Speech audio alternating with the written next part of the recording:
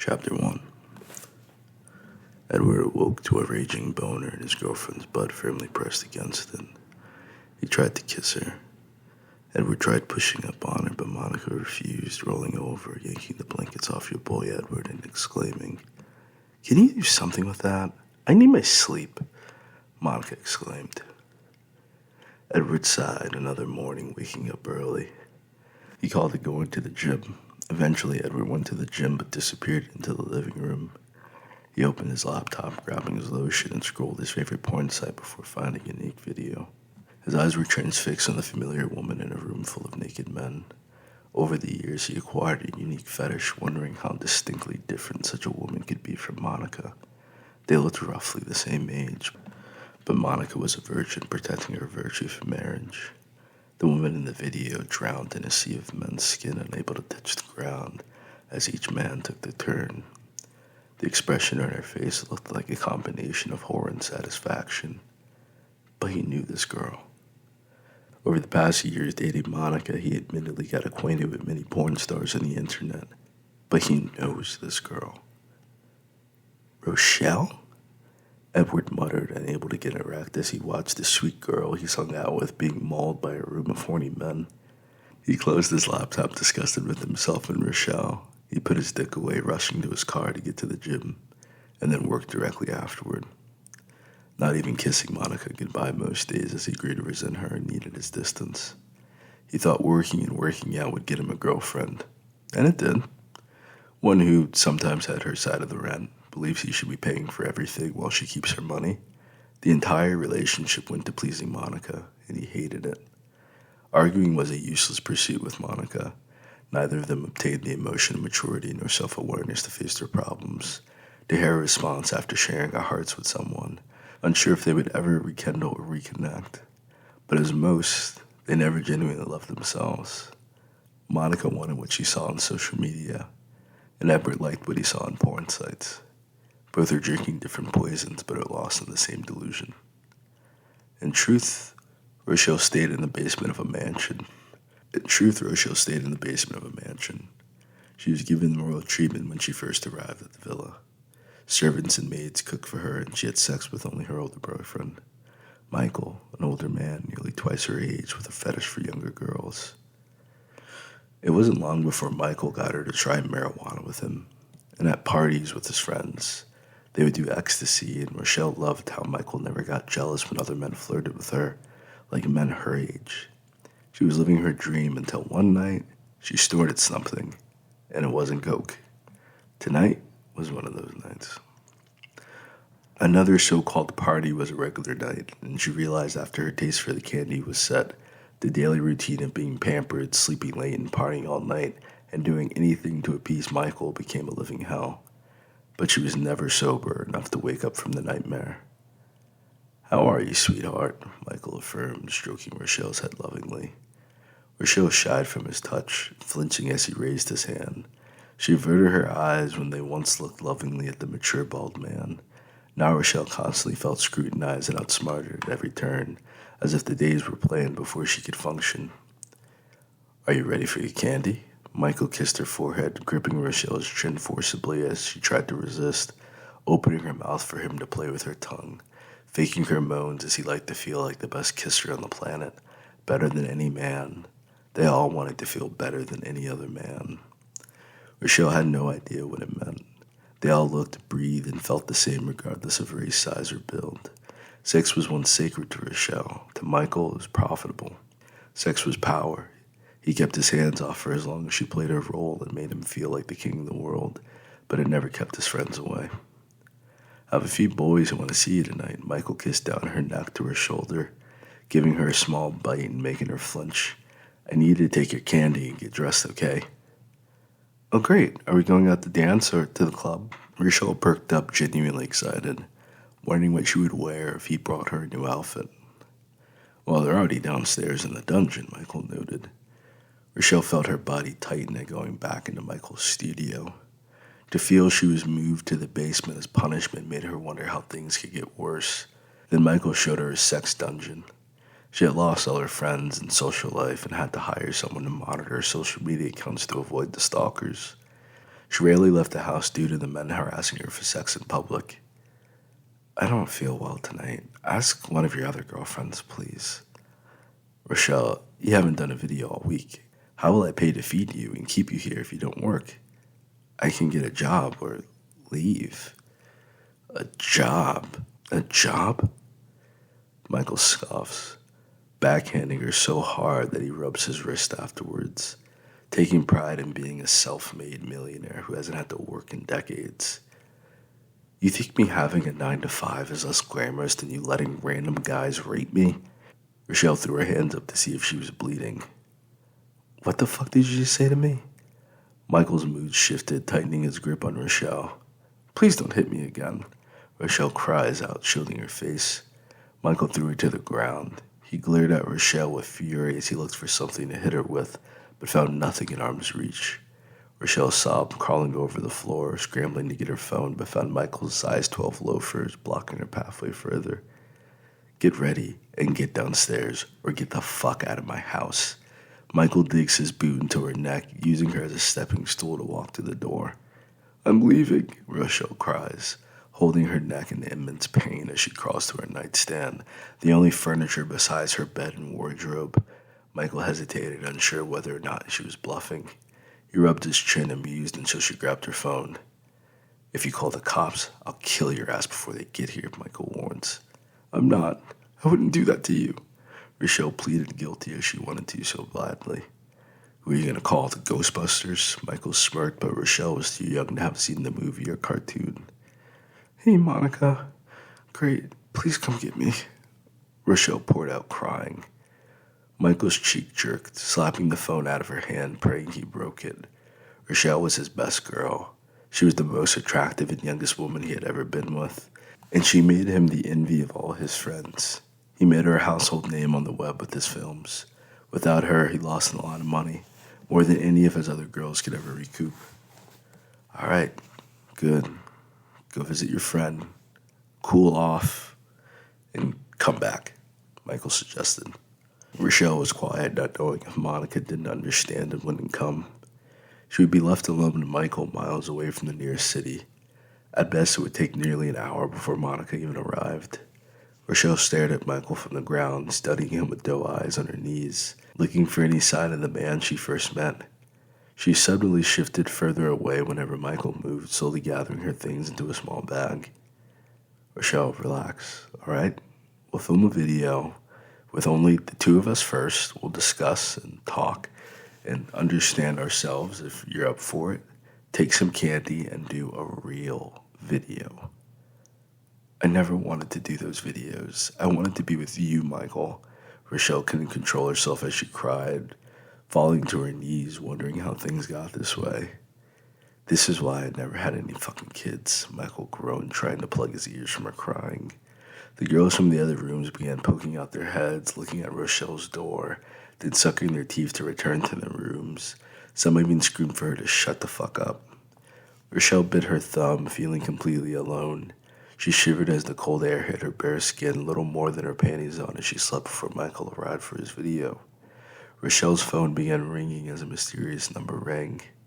Hey, you hung up. I caught Edward before he left. We're in the parkway, Monica announces to Michael's dismay. Michael backed out slowly, knowing that Monica would find out if he hit her or killed her. They never got along. Monica never approved of Rochelle dating Michael and knew nothing about her lifestyle. Rochelle and Monica remained friends because Monica didn't watch porn and never considered Rochelle living in such conditions for a million years. As glamorous as Rochelle's life seemed on social media, she lived a walking nightmare. The other girls didn't go through anything she went through daily. Rochelle was always one sentence away from bruising Michael's fragile ego, to bring up all her pay and how much she cost to care for and upkeep, and why she needed to do these videos, but it didn't add up as Rochelle packed her few belongings. The rest of her things were upstairs inside the house where she was wooed and sold her soul. Michael left her alone, plotting how to get Rochelle back after she left. Knowing Monica was the key. They never saw eye to eye and likely never would, but she didn't need to know that. Monica called Edward right before he left out for the gym, getting in his car while informing him Rochelle was in trouble. Without a word more, Edward took off to the mansion. Monica was already in her pink sweatsuit, ready for whatever awaited them. carrying her mace and clutching it tight the entire car ride. Do you know what happened? Edward finally asked once his adrenaline began to cool down. No, she told me Michael kicked her out. Monica notes, checking Rochelle's social media page, admiring her pictures. I don't know why she would ever leave Michael. The two of them were so adorable, you know. Not sure the grass is always greener unless you fertilize it. Edward muttered, pretending to be focused on the road but not wanting to discuss how he saw Rochelle doing porn. They were everything I dreamed of with you. But you're not trying to get money like Michael. Michael makes real money. No offense, baby. You take care of us with your little paycheck. Monica giggles, noticing Rochelle's vacation with Michael, unaware what she has to do once she gets there. Still, Edward saw the videos of her lifestyle after her arrival. Edward had only met Rochelle a few times. Rochelle knew he watched her videos the first day they met. Edward's eyes looked the same as every other man's, but Edward never brought it up, and he didn't care. Curiosity was the best phrase Rochelle could describe his gaze whenever they were around. It made her uncomfortable whenever Edward stripped her naked, falling into space as she could only imagine he replayed the videos in his head, or disgust. Rochelle didn't know to this day. Michael entertained the young couple in his living room, and Rochelle walked upstairs. Monica held a glass of wine, drinking with Michael as Edward stood on alert, on his haunches with his shoulders squared like a guard dog. Whenever Rochelle entered, Edward was the first to greet her, leaving his seat to check on her. Are you okay? Did he hit you?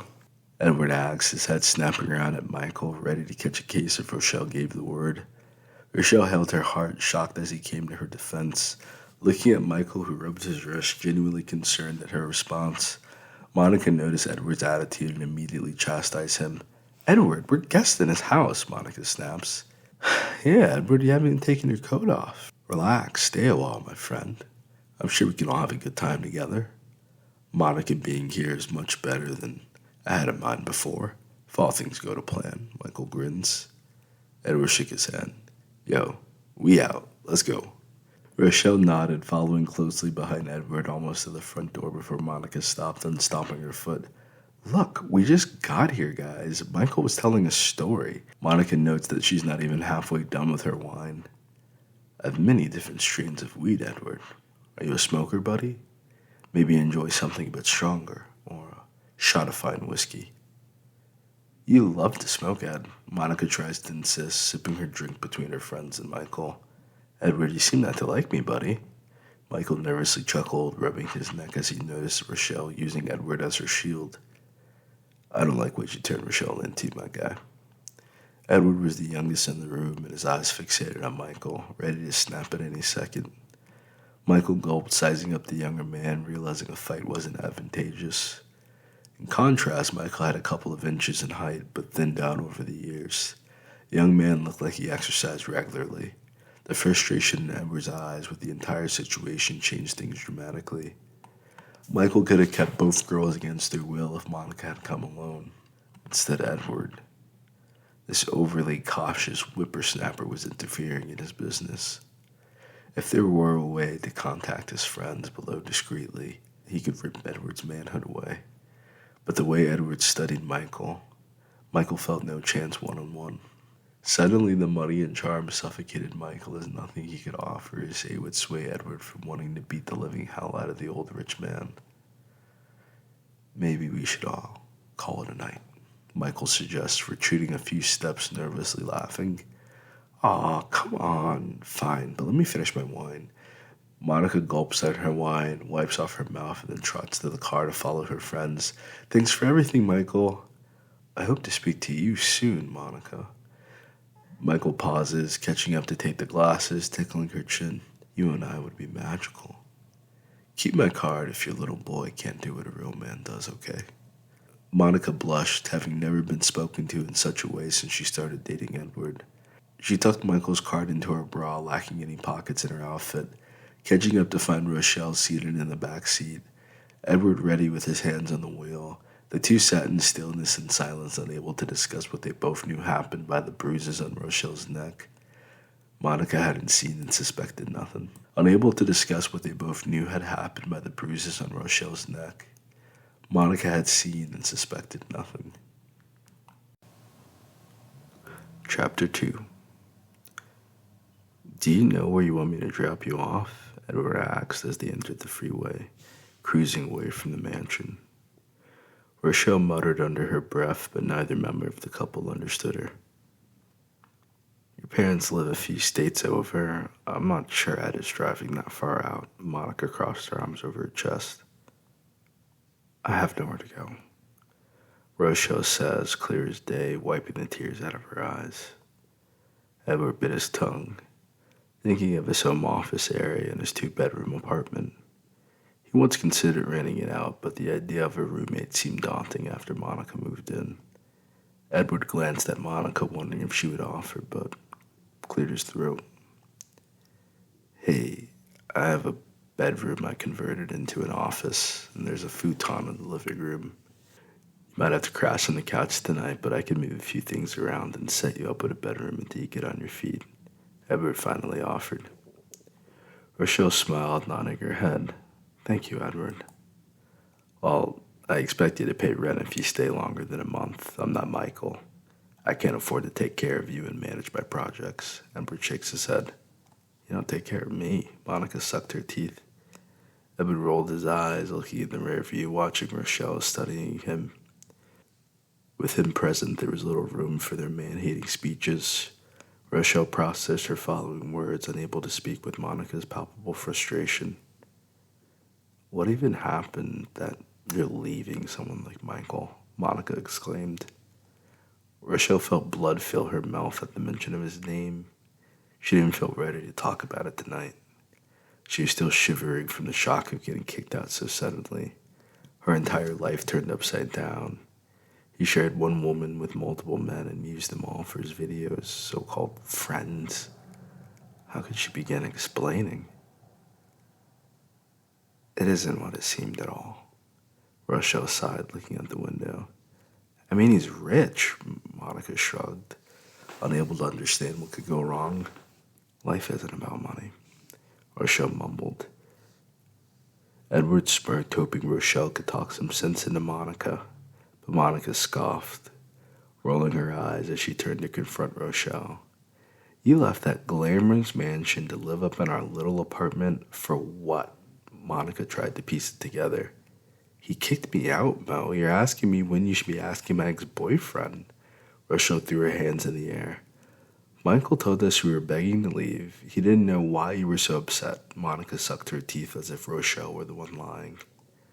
Rochelle held her chest, feeling attacked, unable to look Monica in the eyes as she stared down in judgment. When Rochelle first started dating Michael, she would brag to Monica. Her social media page was filled with the meals, trips, and events he had taken Rochelle since they began dating, and Monica hadn't even left New Jersey. Edward tracked every single penny that left his pocket. It was documented in Edward's ledgers and taxes if he gave a homeless person change. Why leave a man who could buy you whatever you want? Monica threw her hands in the air. Then you did, Michael. I'll take a guy like Edward any day. Just be thankful for what you have, and you don't worry about me. Rochelle pulled her hoodie over her head and tucked her earbuds in, disappearing into a different world while listening to Lost Where I Belong by Adriana Triana. Edward mused about the past months of his life dealing with Monica, constantly comparing him to other men, or telling him he didn't earn enough. Edward worked as a real estate salesman with more than enough money. He didn't tell Monica what he made or had. If she read his ledgers, then she would be able to track every single dollar. He was building towards his first $1 million, having to save every dollar to buy properties and fix them. Monica never wanted to learn more about finances. She wanted to spend his money. He could only hope Rochelle would move forward before he had to cut into his nest egg. Edward, I'm hungry, Monica announces, crossing her arms over her chest. We'll be home in 20 minutes. There's food in the house. Edward gritted his teeth, enjoying the past 30 minutes of silence as he sped on the highway, trying to get back home before work. I'm hungry too. I've been living off semen and coke all week. Rochelle yawned. What? Her statement shocked Edward, trying to process what happened. Fine, we'll get Wendy's. Thank you, baby, Monica claps. Thank you, Edward. Rochelle smiled as they pulled into the drive-thru. Edward was satisfied watching the two women singing and cheering, eyeballing the menu for what they wanted. It felt like driving them home after soccer practice. The way food brought them together made them take a moment to ease, thinking it might be beneficial to have Rochelle around if it kept Monica happy. It felt like nothing he did was enough. Even if he paid for their food, he wondered how long until Monica found something else she wanted or didn't have to complain about driving him crazy. Monica ordered nuggets, a double cheeseburger with a frosty, and strawberry lemonade. Rochelle ordered a salad and lemonade. Edward got a biggie bag with a chocolate chip cookie, relaxing as he waited in line to pay. "Do you two have money for your food?" Edward asked. "I'm sorry, Michael paid for everything. He never gave me any money." Rochelle frowned, feeling genuinely bad for making Edward pay. "See, Michael pays for everything. Man up, Ed. Stop being so cheap. God." Monica snapped. "Monica, you got paid today. Can't you pay for yourself and your friend? I'm on a budget," Edward sighed, already knowing where the conversation would go as he took out his wallet. Rochelle's eyes widened at the bills in his leather wallet. She gulped, wondering why he was asking for money with all he had. Rochelle guessed things were different when you worked for your money instead of manipulating others to work for you. Each dollar was his hard work, while she barely saw a penny of her efforts. And the outfits she bought were still in the mansion. Little more than what she could fit in her purse and a backpack came with Rochelle. "You always want to save pennies on the dollar," Monica fumed. "I'll pay for it. Don't ask me to buy shit for dinner. You have to cook or pay tonight. I'm not balling on a budget because Rochelle is here. You two can both work.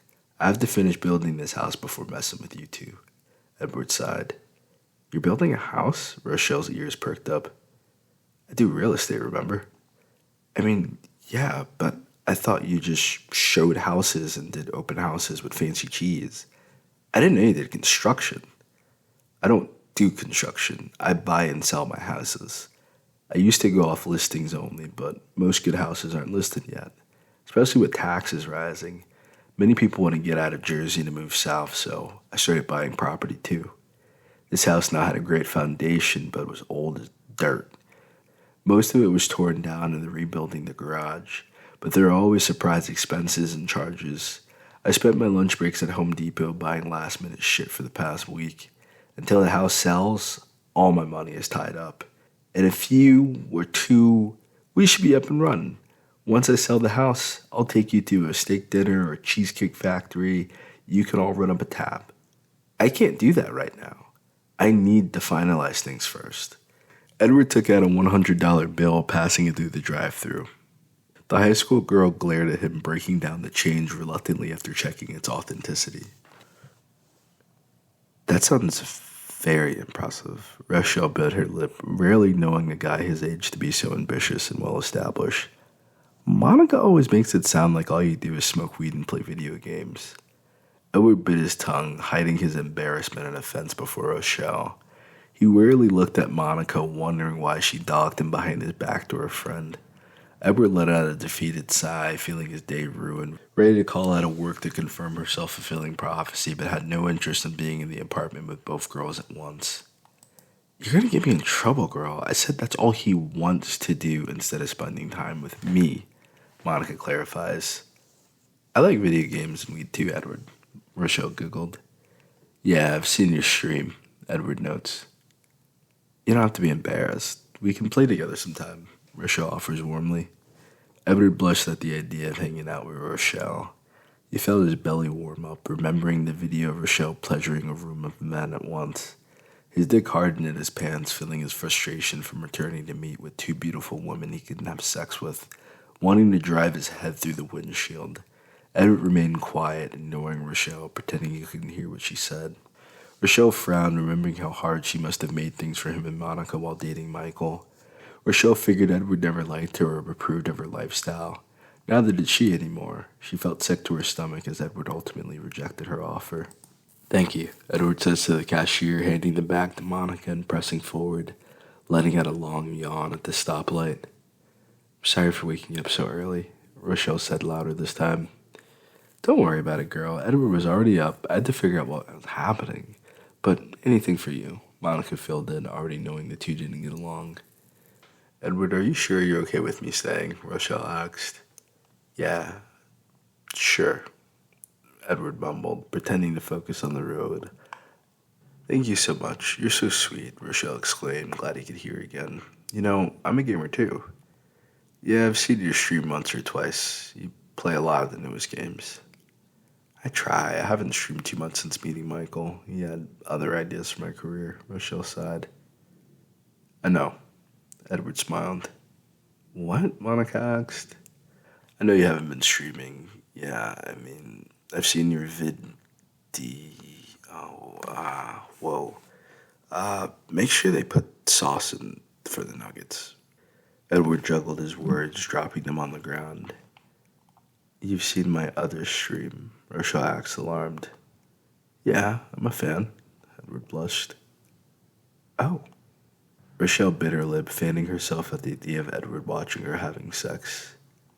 I didn't think you liked my videos.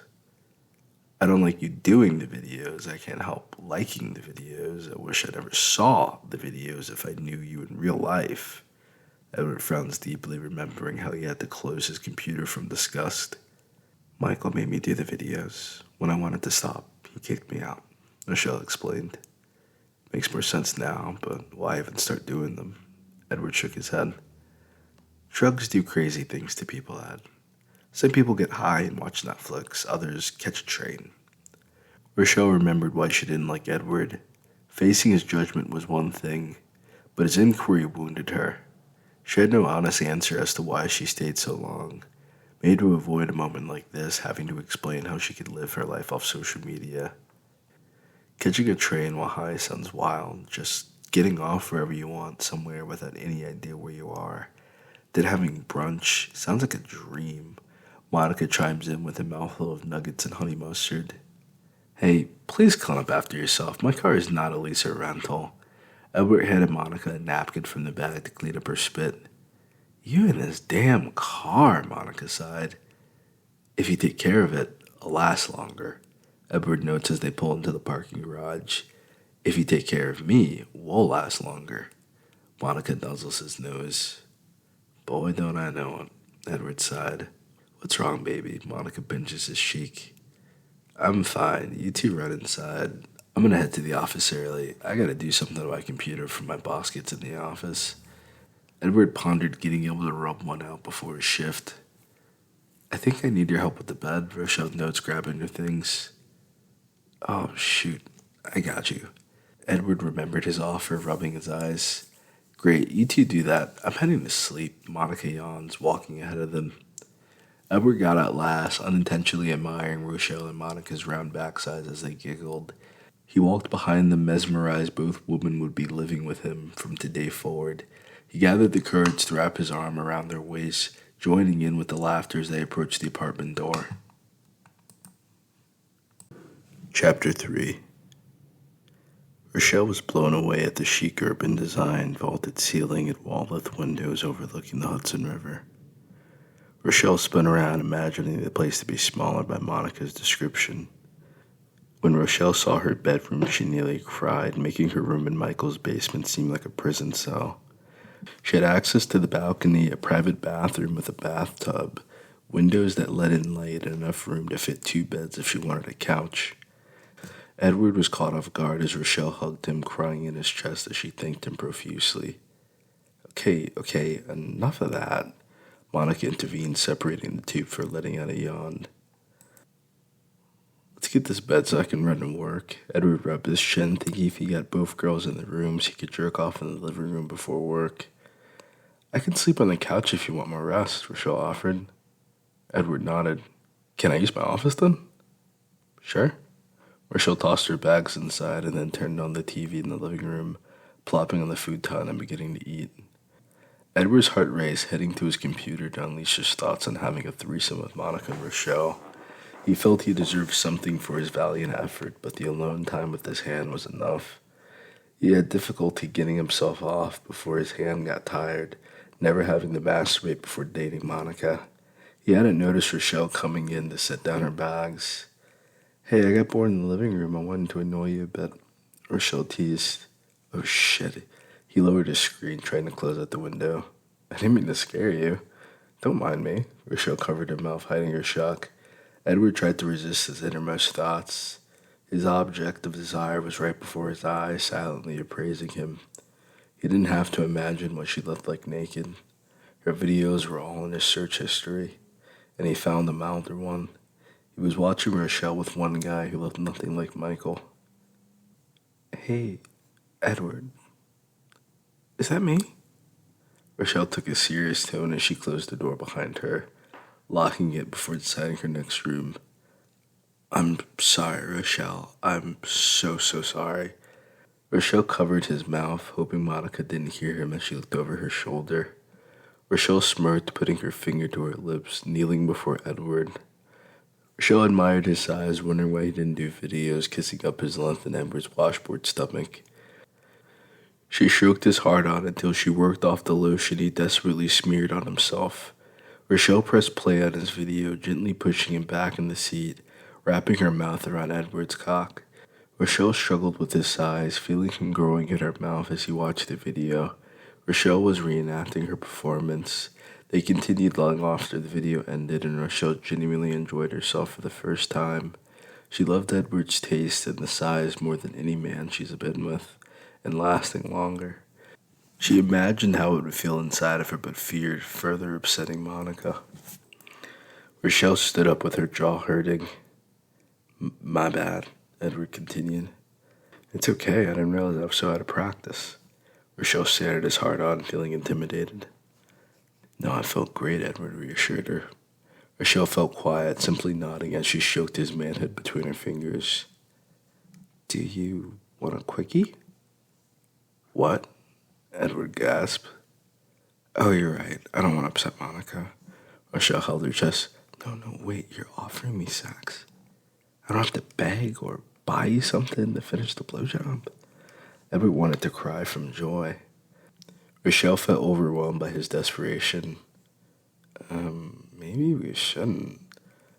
Yeah, no, we shouldn't go because of Monica. Edward sighed, missing his opportunity. Are you sure? Rochelle giggled. That's the least I can do. Rochelle bent over his desk, rubbing her clitoris, already feeling horny from sucking his dick. Rochelle shuddered as Edward gripped her hips. Oh, fuck. Rochelle cursed as the head of his penis penetrated her. Her eyes closed, gasped against he stressed at her insides. Rochelle felt lightheaded, her body responding to Edward's strokes. Oh, yes, baby. Edward eased in and out of Rochelle, feeling her vagina muscles tighten and loosen around him, blurring his vision as she masterfully massaged him. He didn't remember the last time he had sex. It never felt better than Rochelle's professional pussy milking him as Edward began to pre-cum inside her. Rochelle's facial expressions intoxicated Edward as he saw her genuine pleasure and pain. Rochelle arched her back, raising her leg on his desk, letting him get a better angle. Edward couldn't feel his legs anymore as he dug deeper into Rochelle. Rochelle eased off Edward in time, letting him come on her back. The two panted wildly, remembered that they were not a couple. Rochelle's guilt and satisfaction confused her. Can we do this again? No, we cannot. Edward held his chest as guilt washed over him instantly. Rochelle bit her lip, wishing she hadn't spoke so soon. We can go one more if you need to, then never again. I'm alright. I've never cheated on Monica before. I don't want to do it twice in one day. Can't imagine what you think of me. Are you sure? Rochelle wraps her arms around his neck, kissing his neck, wishing he protested. Maybe it's best to stay away from you. You could shower, I'll get your bed, you don't have to worry about me. Edward zipped himself up. Okay, well, alright, if you ever really need to go again, really need some sex, I don't mind. Rochelle couldn't believe what she was saying. Edward nodded. Maybe you should just focus on finding some real work in your own place. Okay. Rochelle smiled, rubbing his cheeks. Thank you. I feel better now. You liked it? Edward was astonished he could satisfy a woman like Rochelle. You were the best I ever had. Rochelle kisses him, pressing her body against his, hoping for another round. We can't do this, Rochelle. I love Monica. He frowned, knowing it meant going without sex all over again. Look, if you need me to break you off now and again while I'm here, I do not mind, okay? Rochelle hugs him, unable to pretend she wasn't craving him for herself. You need to get a job and find a new place. We've built so much together, Monica and me. I can't lose that because of sex. So what do we tell Monica? How do I tell her I cheated on her with her best friend? Oh my God. Edward hyperventilated. Rochelle giggled, amused by his guilt as her partner used her like a common whore for his friends. Edward had heartache over one woman, and Rochelle cradles his head in her arms. She silenced him with her breasts, moaning as he suckled her nipples. Rochelle savored his tenderness and willingness to please, feeling her laid out as Edward went between her legs, licking her labia majora wildly, catching Rochelle off guard. Fuck, Eddie, Rochelle exclaims, holding her breath as they make eye contact, beginning to laugh.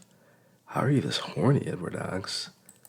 Well, I don't usually get horny anymore. I don't usually enjoy sex, but this is fantastic. Rochelle cooed as her toes curled, allowing Edward to return to eating her honey pot. Rochelle can nearly forget all about this morning and Michael. Living here, she would never forget how good sex had felt with Edward. Once again, they felt the truth of their distance all this time.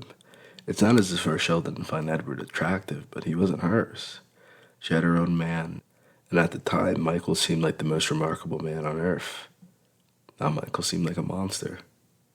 A parasite using her for sex and keeping his friends happy. You cannot love or connect. Even early on, she could remember the red flags now. Michael had no family or kids, and his friends were the actors in his videos. More meat, but Rochelle can't remember a single real friend he had. All the money in the world with no personality. So this is my room now, Rochelle purred, running her fingers through Edward's fro. Thank you for everything, Eddie. Not every day you get to have sex with a real porn star. I am not a porn star. Rochelle shuts her legs. What?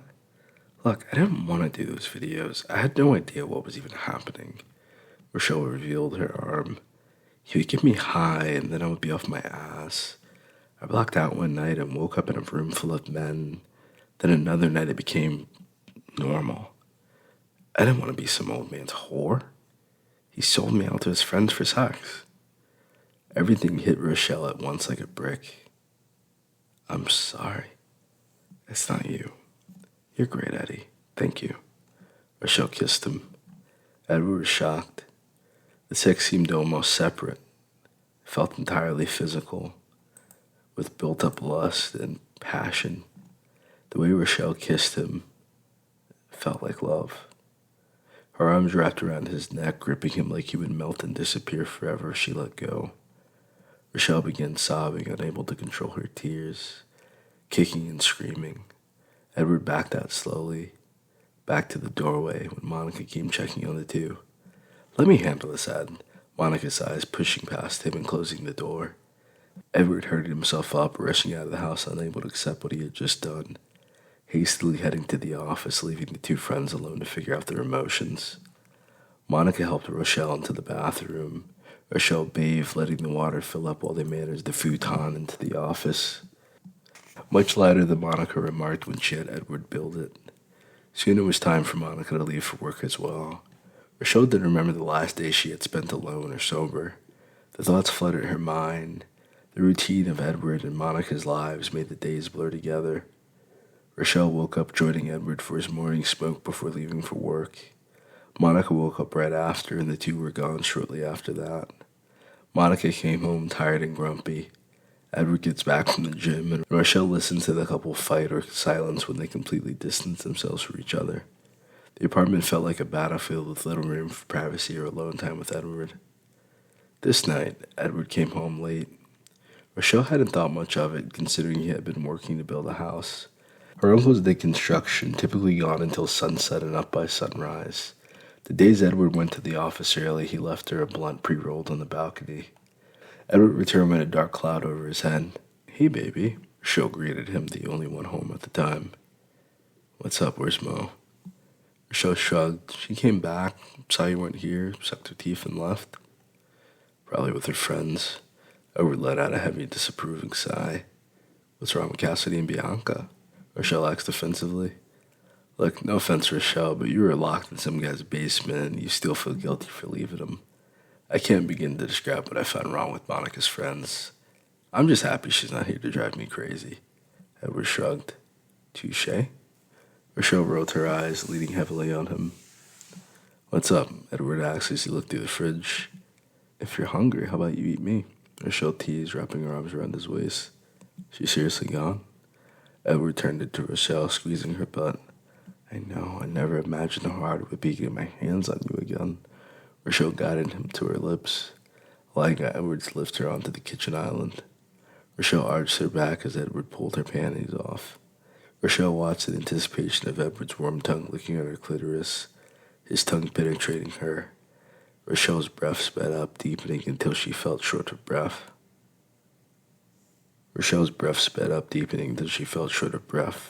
Choking at her moan as Edward gave her the best head of her life. Oh my God, I'm coming, Eddie. Rochelle shrieked, unable to control herself as her legs tightened around his neck. Rochelle quickly came to, hearing laughter coming up the hallway. She jumped off the table, hearing the familiar voices, and rushed without a word. Edward was confused, following her with his hardened dick swinging between his legs, tired of being teased. Where'd you go? Edward growled. Mo's back.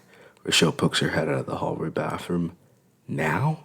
Edward rubbed his temples, unprepared to deal with his girlfriend immediately after cheating again. We can't knock this out quick. Tomorrow morning, okay?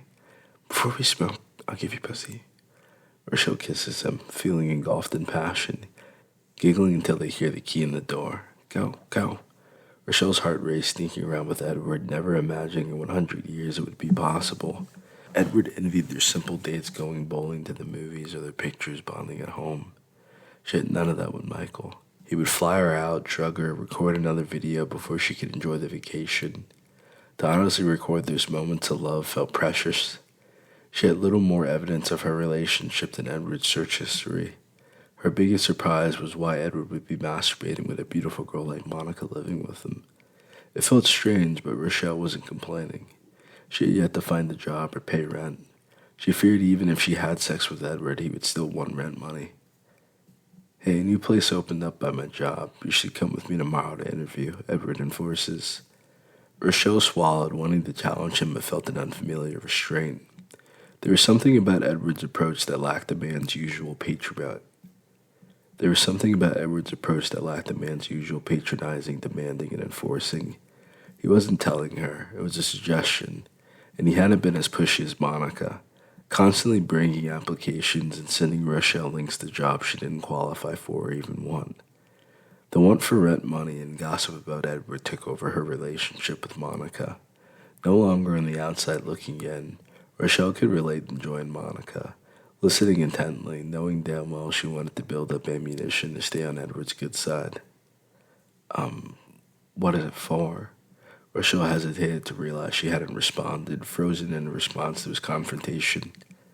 It's a coffee shop. They need a barista over the age of 21. It's a laid-back place. You sit around and make coffee occasionally. If you get back into a school, you can study. Edward shrugged. You think someone like me can graduate? Rochelle laughed off the idea of college, taking a semester's leave of absence to focus more on Michael. I'm not sure what type of person you think you are, Rochelle, but if you don't want to keep dating men like Michael or end up working in some factory on a chain gang, I'd strongly consider a degree a certificate program because the world doesn't give a fuck about nobody. Don't I know it? Rochelle lightly claps, rolling her eyes as his parental preaching. Look, college isn't for everyone. Rochelle, do you enjoy scrubbing floors on your hands and knees? I saw you get spit roasted by a room of guys. Your mouth, butt, pussy, hands, even your freaking feet. I mean, shit. You don't think that isn't for everybody? You don't like my videos? I mean, I think you're hot as humanly possible. You know you're freaking gorgeous. So yes, seeing you naked and having sex is arousing. But after about 3 or 5 guys, maybe 10 in one night, is a bit obsessive, you think? Edward rubbed the bridge of his nose, unable to believe he was having this conversation with Rochelle. Rochelle grits her teeth, glaring at Edward, but in defeat, staring down at her feet. The teardrops fell quickly, and she jerked away from him, slamming the door as hard as possible. Hey, are you two fighting? Monica asked, peeking in the front door and slowly slipping inside. Hey, babe, I missed you today. Edward was evasive as Monica greeted him, then turning his hand and marching off to the bathroom. Monica covered her mouth, trying not to laugh as she knocked on Rochelle's door. Monica was ready to crack a joke about Edward's acting until Monica heard Rochelle sobbing into her pillow. Monica hastily unlocked the door with her fingernail, as she often did when Edward locked himself inside his office.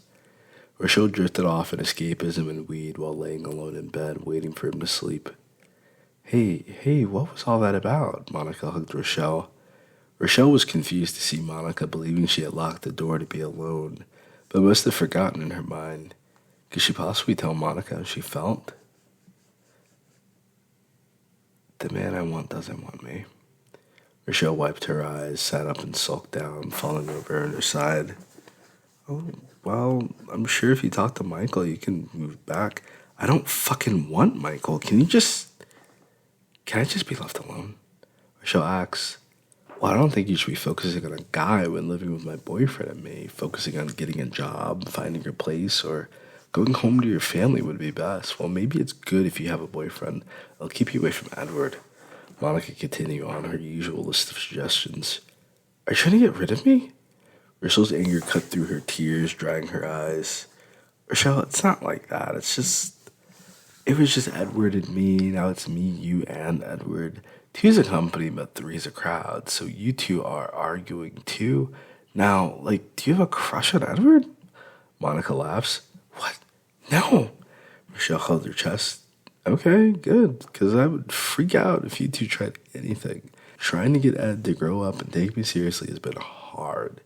I don't need you walking around in your booty shorts and showing your cleavage. That's my man. Monica jokes, but Rochelle can only fake a smile, waiting for Monica to leave her room. Well, you don't have to worry about Edward and me, all right? Rochelle assures her. All right, night, girl. Monica rubs her leg. Night, Mo. Well, you don't have to worry about me and Edward, all right? Rochelle assures her. All right. Night, girl. Monica rubs her leg. Night, Mo. Rochelle hugs Monica tight before Monica leaves her alone, closing the door. Rochelle lay on her back, staring at the ceiling. She didn't have a crush. He drove for an hour to get her in the middle of the night. The fear in Michael's eyes, being challenged by a man who could kick his ass 2 ways from Sunday. Rochelle fell in love with the thoughtful things Edward did to make her feel welcome. And she only had sex with Edward once. All she did for Michael, and Rochelle felt like she was toilet paper. Chapter 4. Rochelle had recently broken up with her boyfriend who paid most of her rent in their apartment. She found herself either facing her parents in shame or staying with her best friend until she got on her feet. Previously, Rochelle never got along with Edward because she felt her boyfriend was everything and would never leave her. A couple months ago, Rochelle first moved in, struggling to adjust to her new home and Edward's pressure. Before the relationship grew, this was a typical morning for them. Rochelle lay in bed as the clock neared 10 o'clock as Edward left for work. He knocked on her door, expecting her to be up by now. Edward hit harder before opening the door. He found Rochelle half naked in a pink thong and a bra, snoring with her butt high in the air. Edward gulped and noticed her shorts pulled aside, exposing her freshly shaved vulva. He began to close the door, leaving it alone, but he knew he had to speak up. He felt like she was living around rent-free. Rochelle slept all day and then either smoked weed or went out to drink all night. He found she was dealing with some depression. The cafe next door to his job was hiring baristas, and they made great tips with their premium coffee. Even if she only worked there for a few months, feeding 3 people and the extra electricity she used to get herself ready in the evenings would take off the burden financially. As Edward approached Rochelle, his dick was hardening like a rock, making it difficult to find his words. Hey, Rochelle, you gotta get up, let's go. I'm taking you to a job interview. Edward bit his lip as he squeezed her butt, shaking her awake. Rochelle groaned, pulling a pillow over her head to ignore him. He couldn't help himself, getting a better grip of her booty and rubbing her clitoris with his ring finger. Rochelle moaned, moving the pillow and arching her back more as her dream got rougher. Edward tiptoed over to the door, closing it before spreading her legs more and beginning to look at her pussy. While he thought she was lazy, he always believed Rochelle to be one of the most beautiful women he's met. He enjoyed her taste, and she cut her eyes half open, pretending to be asleep as he ate her out. Rochelle reached between her legs, rubbing her clit in circles as he began licking her labia, penetrating her with his tongue. Rochelle's ex had never eaten her out before, and she wanted to scream in pleasure but didn't want to scare him off or alert Monica. Rochelle bit her thumb, moaning into her pillow as he made her orgasm. Edward recoiled quickly, realizing Rochelle was awake but hesitated to leave. Rochelle relaxed, shaking her booty and inviting him back over. Edward kissed her thighs to her vagina, peeling her butt apart with his hands as he pulled his dick from her slacks. Rochelle bit her lips as she was penetrated, stretched out by his giant dick. Rochelle covered her mouth, gasping from his thrust as she rushed to finish before he was late for work. Rochelle cooed as her best friend's man pulled out of her pussy. Their moments of eye contact solidified their bond. Rochelle smirked as she watched him walk away with his cream-covered dick swinging between his legs. She lay unable to move from the thrashing he had given her for the past minutes. There was nothing easy about convincing Edward to cheat on his beloved, but turning down Rochelle's offer seemed foolish. His alarm began going off and he cursed, hopping off the bed. Wait, what's wrong? It's okay, you can finish up. Rochelle reached for him. I have to go to work. I wanted to bring you to a job interview, but we'll have to try again tomorrow. I gotta go. Well, let me finish you up first. Rochelle scoots to the edge of the bed, pulling his waistband down and wrapping her mouth around his dick. I need to hurry. Edward began until he saw his dick disappear halfway down Rochelle's throat until she pulled away for air. I never imagined he had such a big dick, Eddie. Rochelle wiped her mouth from saliva, eyeballing the meat before her face. I gotta go, he confirms. When do you get back home? Rochelle asked, wrapping her arms around his neck. Edward held her slim waist, running his hands over her petite frame. Rochelle lay on her back, welcoming him as she rubbed herself in circles, wagging him closer. Edward sighed, shaking his head and zipping his pants up, making his way to the door. Rochelle helped off the bed, rushing after him to the front door, convincing him to stay longer. You're half naked. Edward spins around in shock, looking for Monica. So get me back to my room. Rochelle whispers as she giggles, trying to jump in his arms. Dude, you not having a job is your problem. You're gonna make me late and make us all homeless. Edward snaps at her. Rochelle was taken aback, never being yelled at by anyone but her father and ex-boyfriend. She held her chest, unable to respond as she stepped back. Edward pulled her closer, hugging Rochelle and kissing her forehead as he would with Monica when she got upset. Rochelle looked up, kissing Edward deeply, her tongue moving into his mouth. She held him as if she never wanted to let him go. Rochelle never understood why Monica was with him, and now she wanted him for herself. I gotta go to work, all right? Okay, I understand. Rochelle whined, letting his hand go, her lip whimpering as the door closed behind him. Rochelle let out a sigh. She wondered what she would do hours before her usual wake-up time. So Rochelle did what came naturally and returned to her room to pack a bowl, then went to the balcony to smoke. She enjoyed the high-rise view, viewing the city skyline as people surfed below. Her last apartment felt run down compared to the beautiful metropolitan unit her best friend lived in with her long-term boyfriend. Everything she criticized about Monica's life seemed like a dream, especially her boyfriend whom they would have to share if Rochelle would stay the entire time. Instead, she thought about the hours until Edward returned, driving herself crazy. Who did he think he was, waltzing into her room and doing whatever he wanted? Hey, what's good, girl? You're up early. Monica chilled as she opened the sliding glass door to the balcony. Rochelle began coughing on the smoke as Monica's presence took her off guard. What was she going to say? Hey, Mel, are you going to join me? Oh, hell yeah, if you're sharing. I'm off work today, so we can chill for once. I wanted to head to the beach, maybe grab some drinks. Eddie doesn't mind you partying around without him. Since when do you call him Eddie? Monica giggled as she accepted the bowl from Rochelle. I guess I had a change of heart with how hospitable he's been since I've been here. He's been so sweet and pleasurable. I want to be nicer to him. What do you mean by pleasurable? I thought you two hated each other. Monica acted confused the more Rochelle spoke. I don't know what I meant. Rochelle blushes, biting her thumb, staring off as she replayed her wake-up call in her mind and how great it felt. You look like you found a new boyfriend last night. Did you have fun?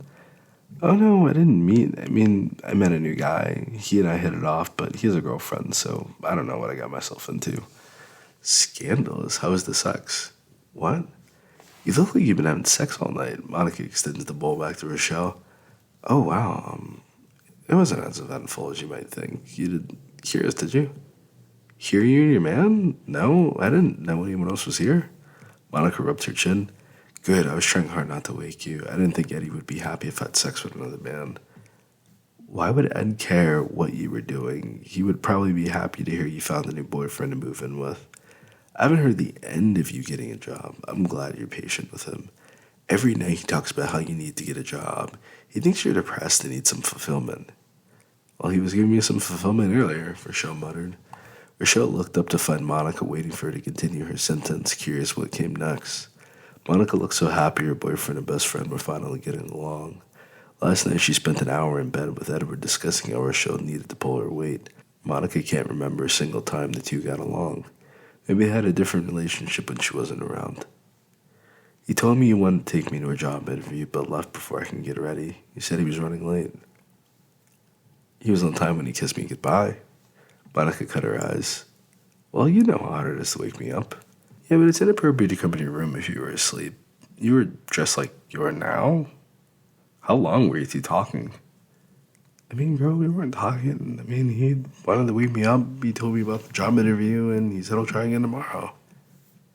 I think maybe I'll take you to the job interview. You probably freaked that out in this outfit. His family is super conservative. No, it's okay. Rochelle held her chins out, feeling panic at the idea of Monica interfering. What's wrong? Nothing. I'm just getting closer to Eddie. So I appreciate him trying to help me. I have been depressed. He understands my needs. Rochelle wiped a sweat from her brow as she tried keeping the memory to herself. You're hiding something, Monica grins. I'm not. We have a platonic relationship. I think you should let me and Eddie worry about us. You focus on your relationship with him, okay? Rochelle takes a deep breath, holding her chest while she got away. If I leave you and Eddie alone, you'll probably rip each other's throats out. Or maybe leave us alone tonight when he gets off work. Take yourself out to enjoy yourself and see if we burn the apartment down. Now, why would you want that? I don't know why you're looking at me like I did something. You look so guilty, Monica breaks out laughing.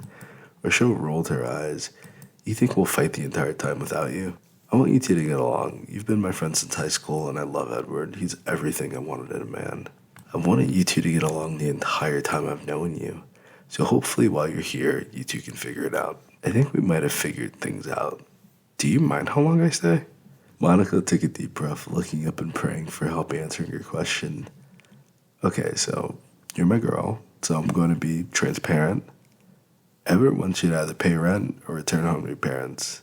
We both got new jobs, but he's been making many investments. We have a lot in savings, but don't have the income to care for a third person, especially with you asking for money to drink or get high every other night and day. You're a grown person who should be taking care of herself. Oh, Michael did everything. No one told you to drop out of college to become a sugar baby. Michael's freaking 40 with 2 kids. He pays 0 child support because he thinks it makes him smart. He's a jerk. Rochelle rolled her eyes. We can't all be you, Mo. I'm not asking you to be anyone but yourself. I'm asking you to take care of yourself. Look, I said I would take you to a job interview. Let's head back to the beach and get you some applications to fill out while we have brunch. I mean, I have liquor money. I don't have brunch money. I got you, girl. I want to see you succeed and get you out of the situation. I feel like it's a pretty good situation. I have you two. You have me. I don't know if Ed feels comfortable with you here. If you get a job, we'll help you get a new apartment, and then you can have your life back. You're not asking me what I want. I like living with you two, and I like Eddie as well. How about you seriously take the night for yourself? Go get a massage, and I'll talk to him. Rochelle crosses her arms over her chest. I'll be honest as well. I don't feel comfortable with you living with us. Monica lets out a sigh. Oh, it's like that? Ed and I don't, have sex. Why wouldn't you have sex with him? He's terrific. What? Huh? What are you talking about, Rochelle? How would you know that? I mean, I don't. I'm just saying Edward seems like he'll be good at sex. What aren't you telling me? Monica cut her eyes at Rochelle. Rochelle covered her face, taking a deep breath. I don't know what I'm saying. I'm shocked you two aren't having sex. You two live here alone. I wouldn't be withholding from him. Well, I want to wait until marriage with him. Is he waiting? Do you think he's cheating on me? What? Rochelle held her chest. Before me, he had some other girlfriends. Before me, he had other girlfriends. He was dating a few girls, but I told him he had to stop that shit if he wanted to be with me or have me move in. He seemed miserable. Well, you can't keep sex from him, Monica. I'll tell you exactly as I told him. My name is Mo, not Ho. He must put a ring on my cookie if he wants it. Wow. Rochelle bit her lip to keep quiet. What? You disagree? Edward's handsome, and I think if you want to keep him, you might want to give your man some sex. If he's not having sex with you, he'll do it with someone else. He's a man, and he needs sex. We don't, they do. Rochelle takes a deep breath, holding her head. I'm not trying to be disrespectful, but one of us has a man and the other lost hers. When I stopped having sex with Michael, he cursed me out and kicked me out of his home in a drunken rage in the middle of the night. I cried in the basement in my panties until he picked me up and hit on Michael right in front of me, telling me to go back to Michael since I've been here. I'm sorry. I didn't mean to bring that up. I'm trying to teach you something. I know you think my life is fucked up, but I know what I'm talking about, Monica. You need to give your man some sex because he needs it. I don't know, his dick is so big, it looks like it'll be painful. It feels good, trust me. What? Sex. Sex feels good, trust me. Monica rolls her eyes. I could help you out, and we could do it together. Rochelle offers. Yo, gross, I'm not a lesbian, I'm not attracted to you. Besides, you better not have sex with Edward. Why? What do you mean, why? He's my boyfriend. I'm already worried about him cheating me. Are you going to be the one he does it with? I don't know what I would do. Rochelle clenched her fists, her smile fading altogether. Okay. Rochelle sighs, bouncing her leg. You're attracted to Edward. Who wouldn't be attracted to him? He doesn't like me, and I should find my own place soon. I wanted to keep our family together. Rochelle stands up, wiping her eyes as if she had sand in them. Rochelle rushed off without another word, keeping herself together until she got into her room, locked the door, and cried into her pillow. She muffled her eyes, trying to forget this morning and wanting to forget how she enjoyed the sex. Rochelle hoped Monica had an inkling of open-mindedness, but felt drowning in guilt. The prospect of getting kicked out again terrified her to no end. As guilty as she thought, her vagina burned, longing for him, still wishing he gave up work to lay with her. Hey, Rochelle, are you all right? Monica knocked on the door, surprised when the door was locked. I'm good. Rochelle calls back in a rehearsed voice whenever her parents and Michael asked why she was locked up in the bathroom or bedroom. Are you sure? I'll be fine. Enjoy your day. Rochelle calls back, already breaking down more weed, opening her bedroom window and sitting on her bed, hyperventilating through the blunt smoke. Rochelle, can you please tell me what I said that upset you? You didn't say anything. I want to be alone. Rochelle, we're supposed to get job applications. I'm going with Edward tomorrow. Rochelle imagined how worse she would feel if left alone with Edward again. Rochelle reluctantly opened the door, letting Monica inside. Oh, come on, you're going to smoke weed all day again. Then you want to buy more as soon as you're out. I gave you $40. That was supposed to last you. Monica, you're not my fucking mom. Back off, all right? Rochelle snaps immediately, covering her mouth. Monica paused, biting her lip, hearing something similar from Edward not long ago. She wanted the best for her friend, but it felt like a lost cause. Monica frowned, feeling the awkward silence as neither moved nor spoke. She knew Rochelle was hiding something that seemed to be eating her alive, but didn't know what. I'm gonna go out. Make yourself feel at home. Monica sucks in her lips as they trembled between her teeth, trying her best not to fall apart, feeling her friendship slipping away. Thank you, Monica. Rochelle choked on the smoke and sobbed, her shoulders sinking as she put out her blunt. Rochelle, you know you can tell me anything, right? I do like Edward a lot, Rochelle confesses. How much? I want to have sex with him. Can you not? I'm gonna have sex with him. Rochelle covers her eyes. Please don't. I had sex with him. That's why he was late for work. I've been flirting with him daily, so he would let me stay. I need to wait for him to let me stay, so I let him have sex with me. No, not that. You too. Monica lets out a shriek, falling to her knees, holding her chest tight as she tries to process what she heard. I loved it. I loved every second of it. I'm gonna do it again tonight. Please do it with me. Rochelle tried wiping her eyes, hoping Monica would agree. No. No, you're getting the fuck out of my house. Please, no, you can't. Yes, I fucking can, and I fucking will. Get the fuck out of my house. We didn't even really have sex. I wanted to see your reaction. I'm sorry. Rochelle cried, pleading with her on her knees. Monica glared at Rochelle like she had lost her mind. Monica didn't say another word. Instead, she looked at her friend, who she once viewed as a figure of confidence and self-love, groveling, a single sentence away from being tossed into the streets or returning home. Monica clenched the power in her fist and walked out of Rochelle's room, slamming the door shut. Rochelle waited until she heard Monica enter her bedroom before screaming into her pillow. She was pissed at herself for telling Monica.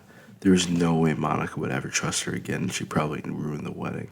Rochelle lit her blunt, thinking the idea over in her head with a smirk.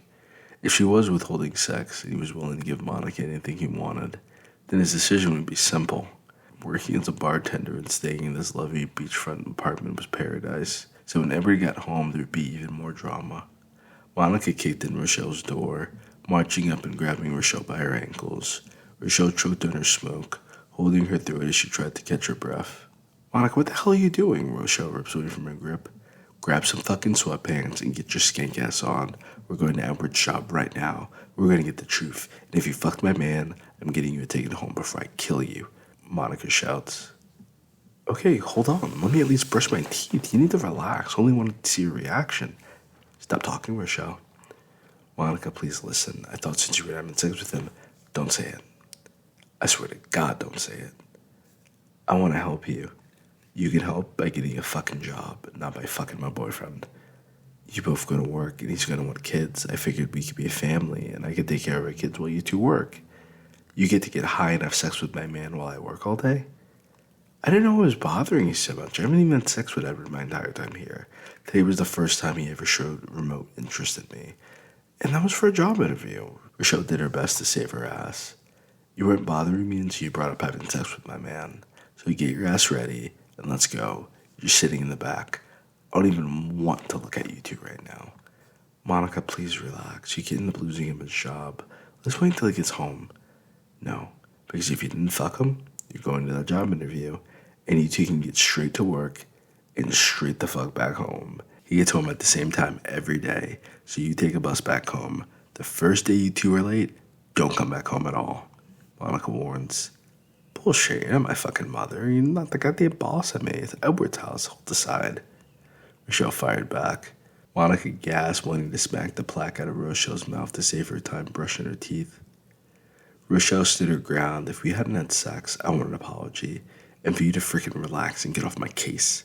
You're getting a job. Fine, I don't care. I'll get a job, but you'll be sorry. All right, hurry up and get your ass moving. Monica rolled her eyes, leaving Rochelle to get dressed. Rochelle immediately ducked into the bedroom, grabbing the phone and texting Edward. Dude, she knows. I told her by accident. We're on the way to you now. Lie. Rochelle was quick and then deleted the message. Rochelle brushed her teeth and beat her face until she was ready for an interview. Her hair fell into natural curls. She removed her hair scarf, fluffing up her hair before getting dressed. She wore a navy blue skirt with a white blouse and a matching blazer and a cute paisley scarf. Meeting Monica in the kitchen, still dressed in her pajamas. Let's go, Monica said unfazed, pulling her along. Rochelle shrugged, confident in her pain. Chapter 5. They walked to the carport and drove downtown to the real estate office. Monica parked in front of the cafe in the artisanal style village. It was a beautiful spring day. Many people sit outside, drinking wine or playing with their children in the park across the street. Monica rushed out of the car, pointing to the cafe near naked in her negligee silk nightgown and robe. You go there and tell them you're there for a job. I'll be back, Monica demanded as she marched up the street in her slippers, nightgown, and silk robe. Rochelle gritted her teeth with her message left unread. She had no way of knowing what he would tell her if he would blame it all on her. What if he lied about it and had her sent away anyway? Could he have set her up, knowing Monica would take his side? Rochelle panicked as she watched Monica disappear inside the office building shared by a few other offices. Rochelle sulked inside the coffee shop, telling the cashier Rochelle needed an application. She filled it out in hopes Edward enjoyed himself enough to want more in the long run. The process felt meaningless with every road bump. She tried to quit and run to the office to save her skin. She would only prove them right about her if she made an excuse to leave the interview. She didn't come to be a homewrecker. If all she needed was a job, she was close enough to enjoy him on her lunch breaks and then eat when they got home, or vice versa. Rochelle let out a deep exhale as she finished her first job application 5 years ago.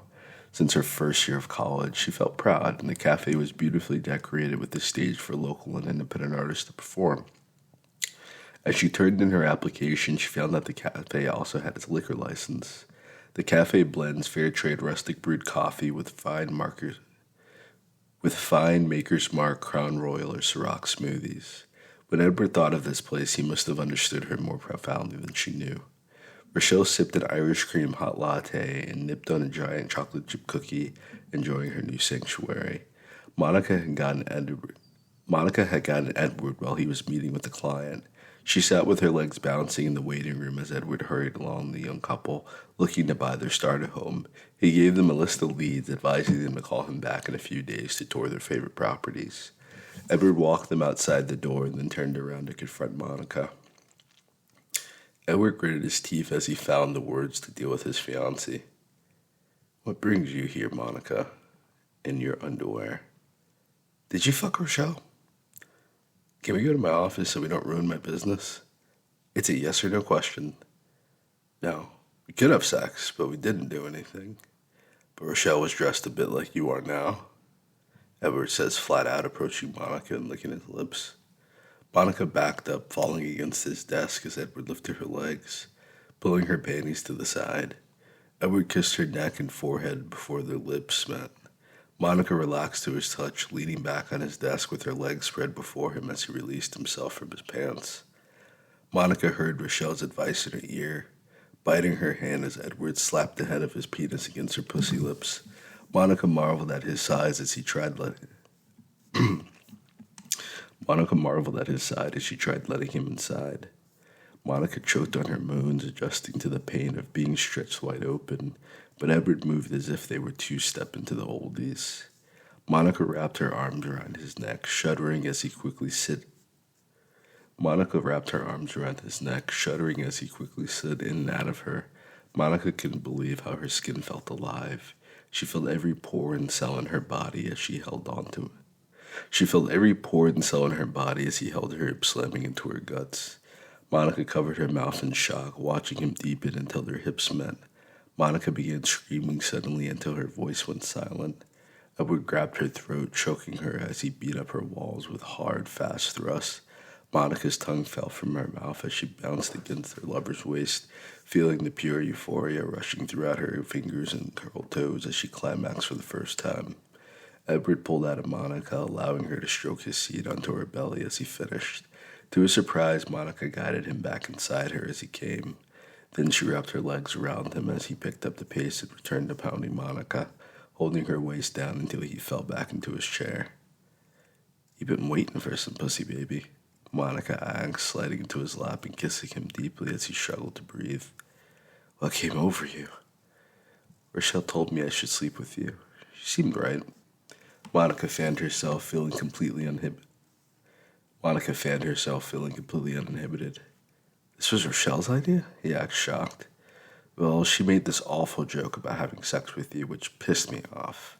I was going to come down here and scream at you. I saw that couple and how happy they looked. Then, the way you were touching me, I guess it was my idea." Monica giggled, blushing red. "Is this how you expected to lose your virginity?" Edward worried about her answer. "It was better. It's so hot having sex in your office. I feel so dirty. I'm going to give you some more love when you get home. I'm going to take Rochelle out for drinks. I have to apologize. Can I at least get some cash for some marijuana?" Monica giggles. "You don't have to call it marijuana." Edward laughs, taking out his billfold. To his surprise, Monica reached into his wallet, fanning through his $100 bills, licking her lips as she picked off a few crisp hundreds, then bowed her head. Edward nodded, giving her another couple before lifting her back on his desk and entering her again. Monica held his wallet, counting his pocket change as she reached her second orgasm. She was unsure if it was he or his wallet that made her so excited. Mr. Newton, this is not your bedroom. There was a knock on the door, and both looked up to find his business partner and mentor, Angela, whose father founded the company 40 years ago. Shit, Angie. Edward pulled out of Monica, covering her up in his suit jacket before putting his cock away. We're all adults, but what the fuck is going on here? I hope you closed the deal on that couple to be celebrating right now. And Monica, it's nice to see you again. Angela said in a wise tone, looming over the two standing 6 feet in her heels. It's nearly closed for sure. We're finalizing the details. They're extremely particular about every detail, but they're good to go. One more visit to the last option after the review, and I was getting a visit from my fiancée, Edward explained. I see. Quite a visit. It reminded me of our last business trip when you were arguing. Angela smiled before leaving them to clean up. What does she mean by that? Nothing. Have you had sex with Angela too? That was years ago, Edward brushed it off. Did you have sex with Rochelle? No, Edward groaned. Okay, I guess I'll see you at home. Monica sighed as Edward began walking her to the door. Have a good day, Monica. I'll take good care of him once you're gone. You've given me a great team-building exercise for the day. Angela smiled, waving over Edward's shoulder as Monica left. Monica cut her eyes at Angela. If you touch my man, I'll burn your fucking office down, bitch. You better watch yourself. Angela's smug smile faded away as she looked away from Monica. Angela studied Monica's intensity before giving Edward some space while she found something to busy herself with within the office. Monica then glared at Edward, letting him know with only a glance what she would do if she found out they had sex again. Angela was nearly twice their age, but still a beautiful, professional older woman. Monica swore Angela wanted Edward for herself at the beginning of him getting hired, but Edward constantly assured her he wasn't interested. Edward wanted Monica to know the truth, but wasn't sure how to tell her his situation.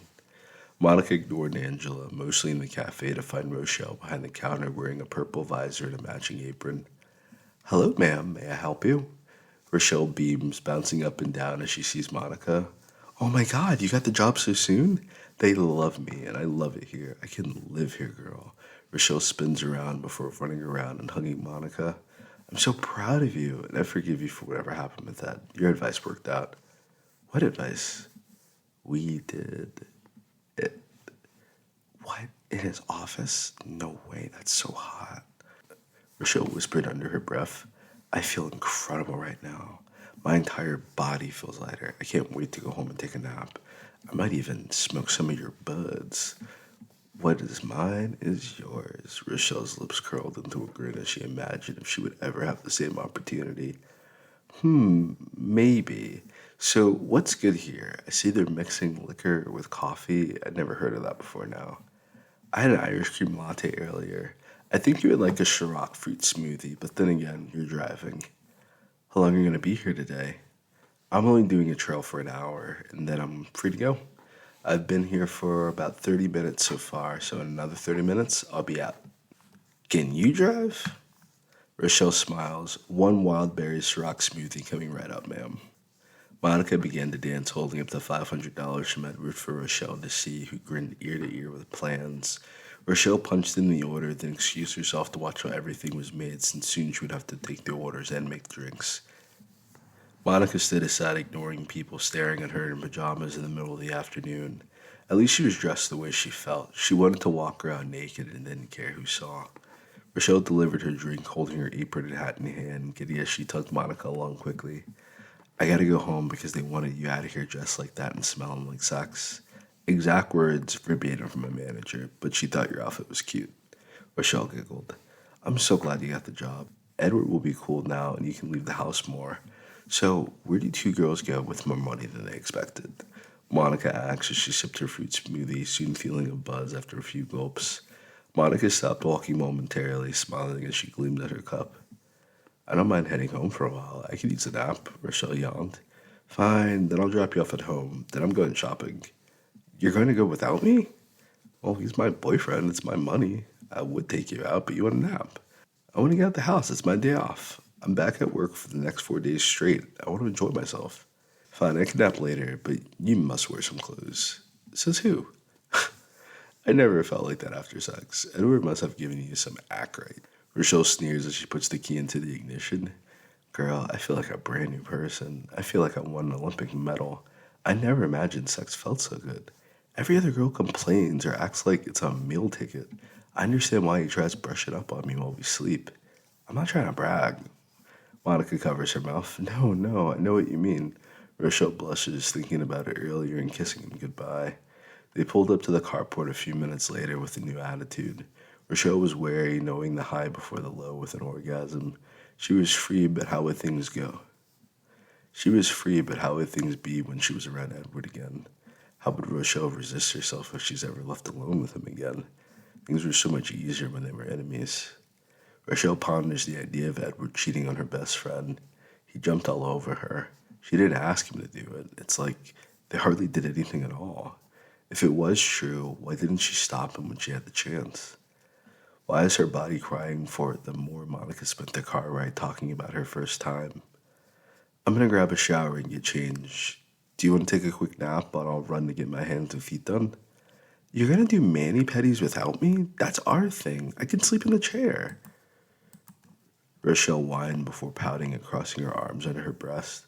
Rochelle, you suggested I go spend some time by myself. Edward told me you two didn't do anything. I trust you two. So he'll be home in a couple of hours, and you want to sleep. I figured I should take you up on your offer. Rochelle frowned at the idea of being alone when Edward came home.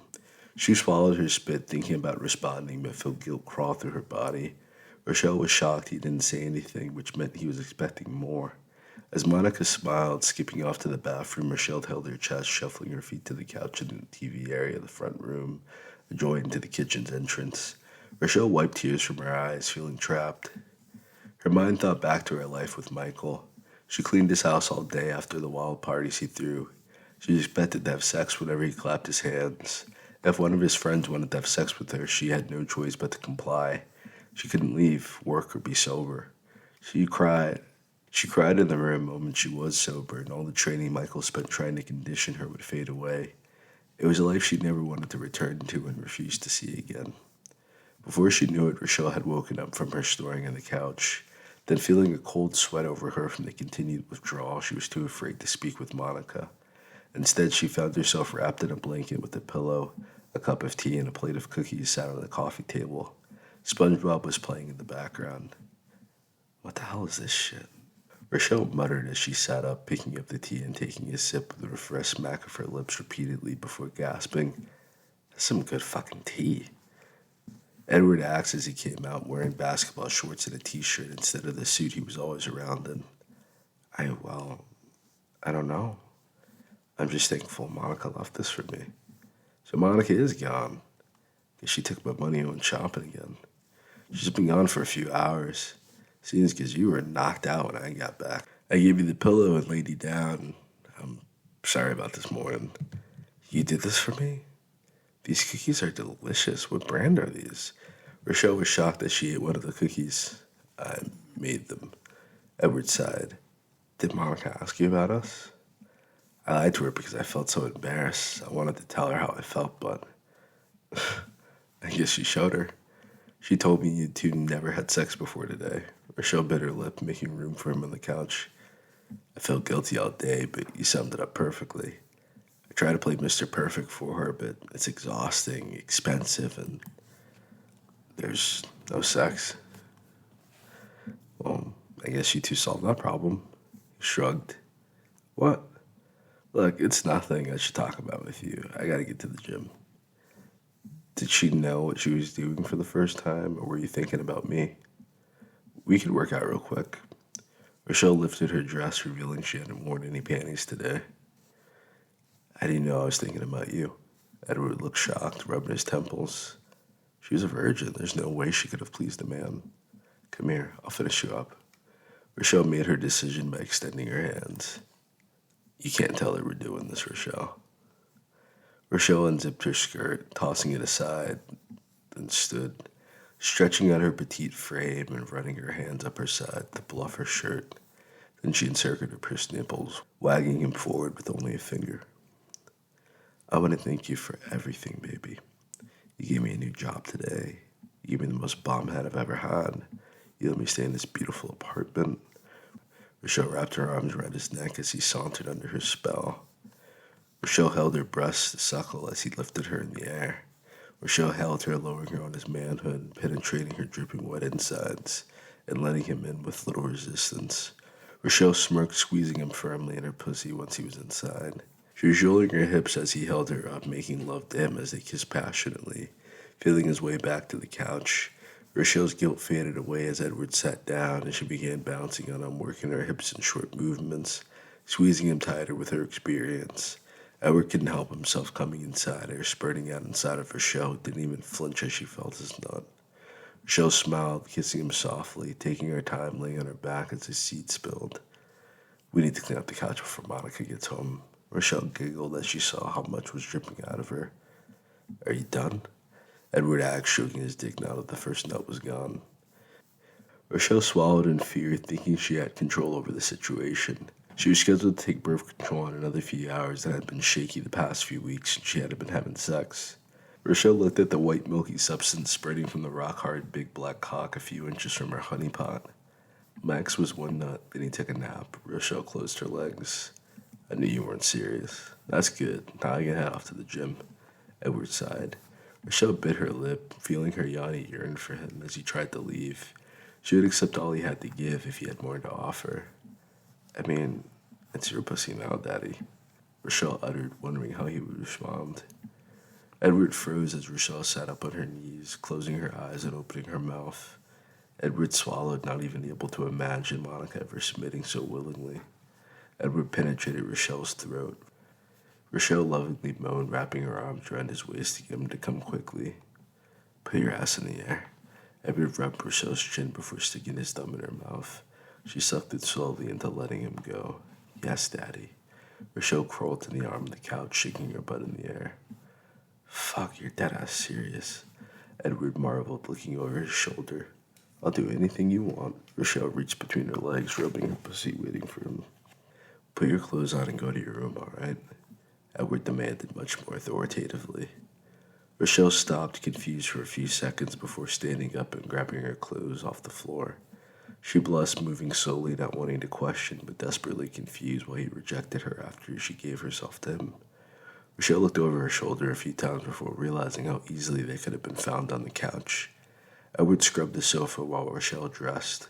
She lay in bed, wearing only a t-shirt, smoking a blunt while waiting for him to join her. Eddie, wait, what's wrong?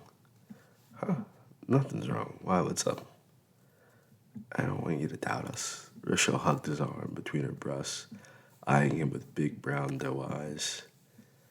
Edward rubbed his neck, putting the pieces together in his head as he slowly approached Rochelle. He held her tightly, embracing her close to his chest. Rochelle squeezed him, not wanting to let him go, feeling safe for the first time in years. She didn't believe tears were falling from her eyes. As they parted, Rochelle looked at him, knowing Rochelle would do anything for him. Instead, she tried to control her sobbing as he led her back to her bed, rubbing her back. You should get some rest, okay, baby girl? He kissed her forehead and tucked her in bed. Are you sure you don't want me? Rochelle asked. Of course I want you, but you need yourself more than I need sex.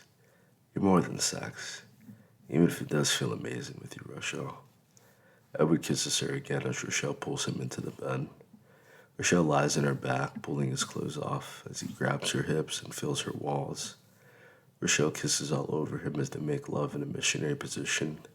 Rochelle's arms and legs guided him where he needed to go as they climaxed together.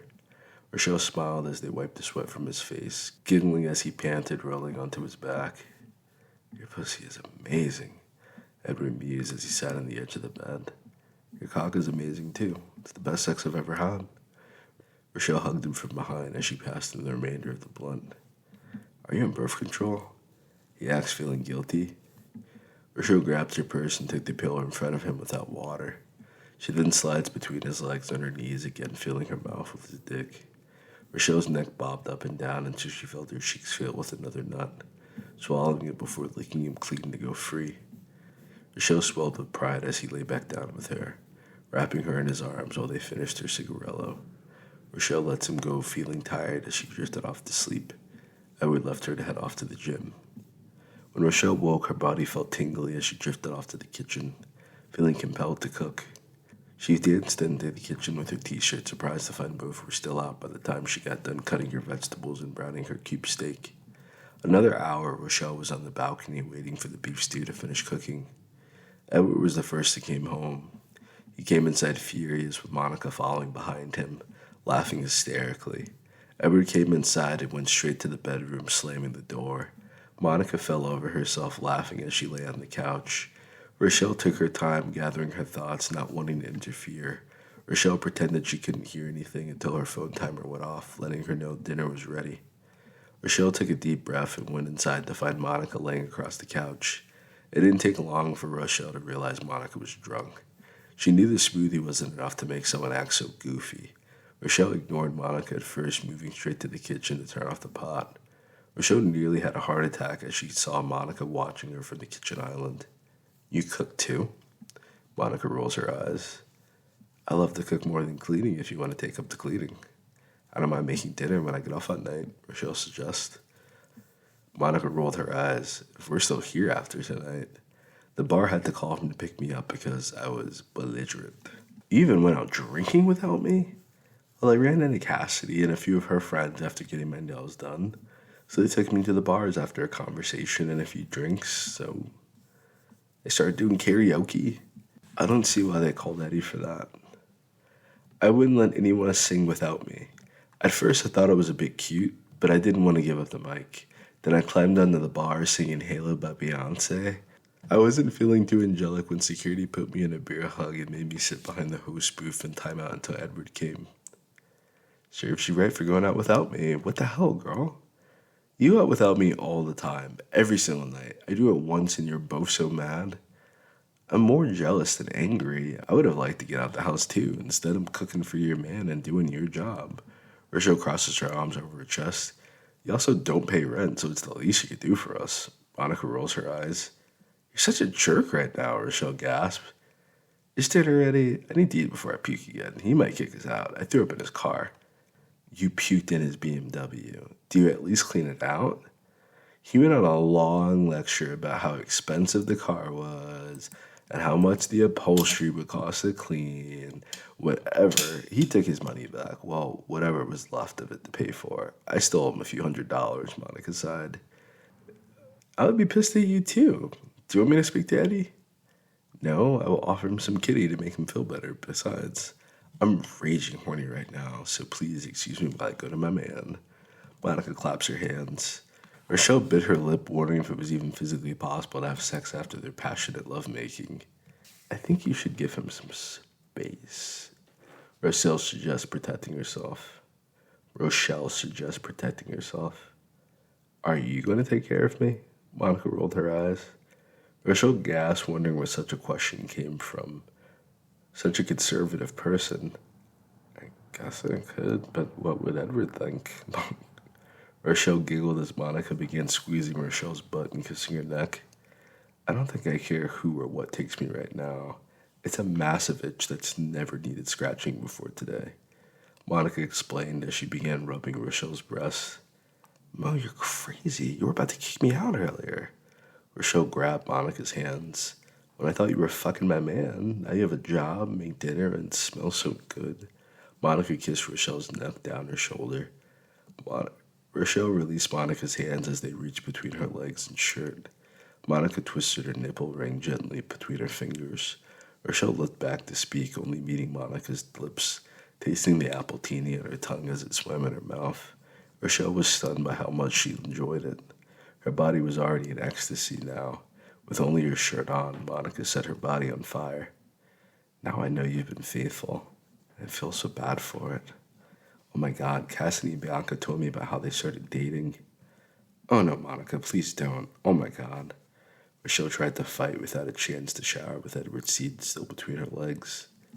Monica giggled, kissing Rochelle again, squeezing her butt as she left Rochelle to inspect the beef stew. I never knew you could cook, Monica notes as she smells the pot. I had to learn quickly, Rochelle said, squeezing her breast and pinching herself to remind herself she was awake and not dreaming. Okay, so I have a proposition for you. Monica turns up as she turns to find Rochelle in the middle of fingering herself behind her back. It's not what it looks like. Rochelle raises her hand, crossing her legs as she yearns for Edward.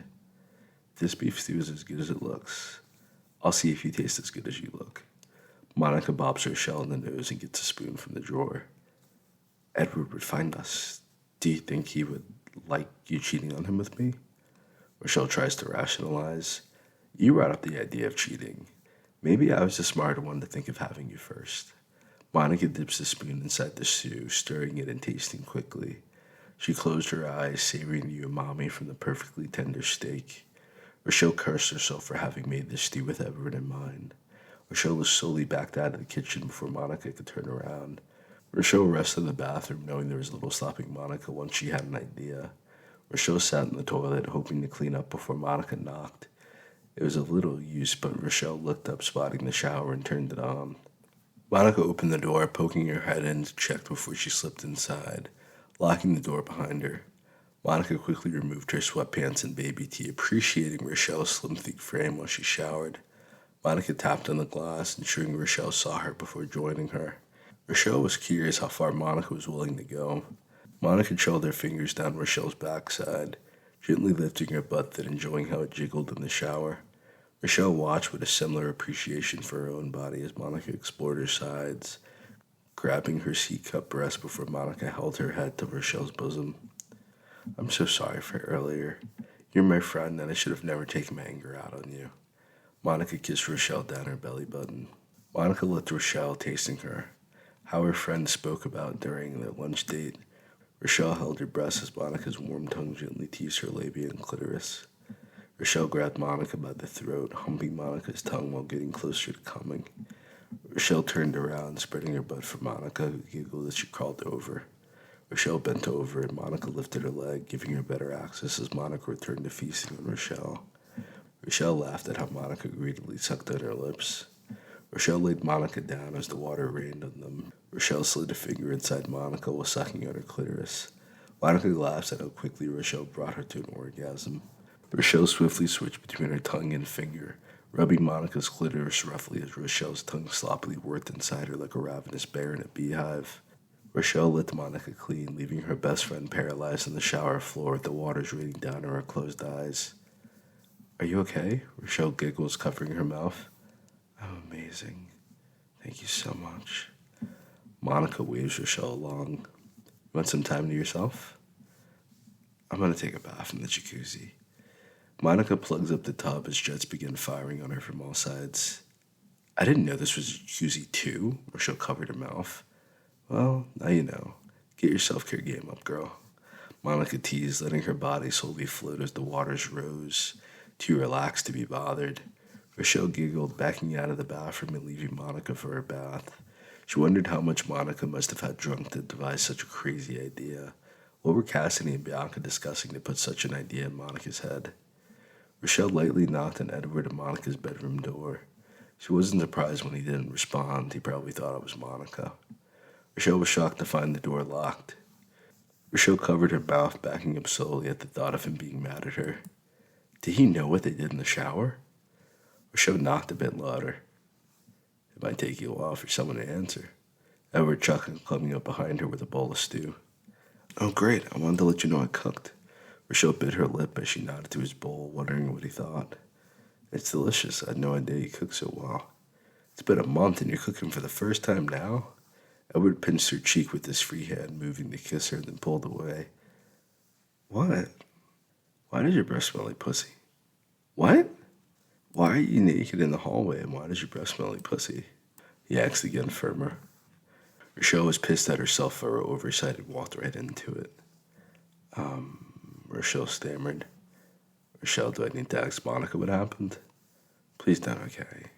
She was drunk and I had no idea what was happening, and I was super high. Please don't be mad. Who was better? He grinned. Rochelle blushed, poking him in the chest, too embarrassed to say it out loud. All right, go brush your teeth. I'll smoke with you two girls tonight, but you both need some mouthwash first. I'm gonna go eat. Rochelle hugged him tight, burying her head into his chest and then letting him go so she could shower alone.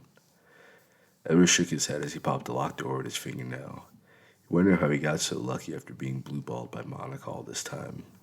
At first, Edward resisted Monica's presence, but was grateful to have her around now. He caught himself before he had to continue dwelling on the difference. The more he thought about what he liked about Rochelle, his relationship began to sadden him.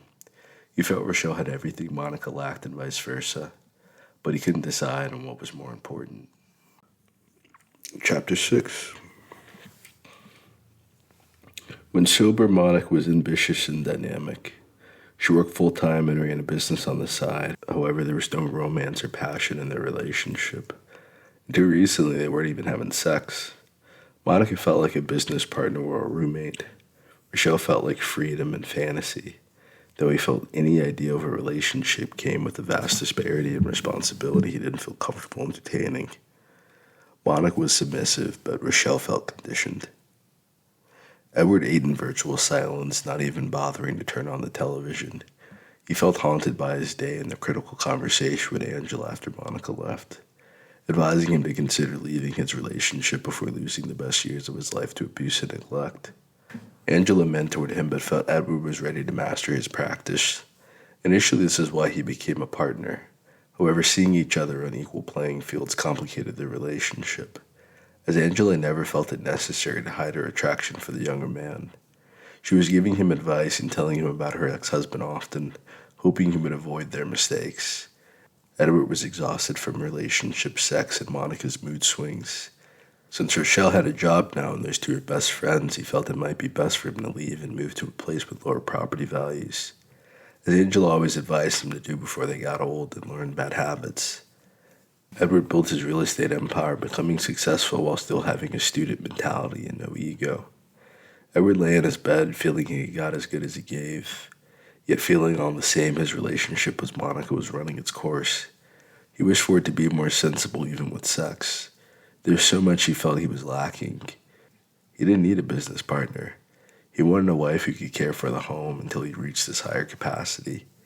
If she tried to unlock her potential, he would help her. He thought that's what Monica was about, but she wanted money to live however she wanted. Edward wanted to save money to become a millionaire, if not a billionaire. It felt impossible if Monica wants to spend money before they could even make it. They were doing better than many people in their families on either side. Edward didn't feel it was enough to get relaxed over. He worked hard every day to keep his scholarships from soccer and have the grades to get more. On top of being a full-time athlete and student, he worked full-time.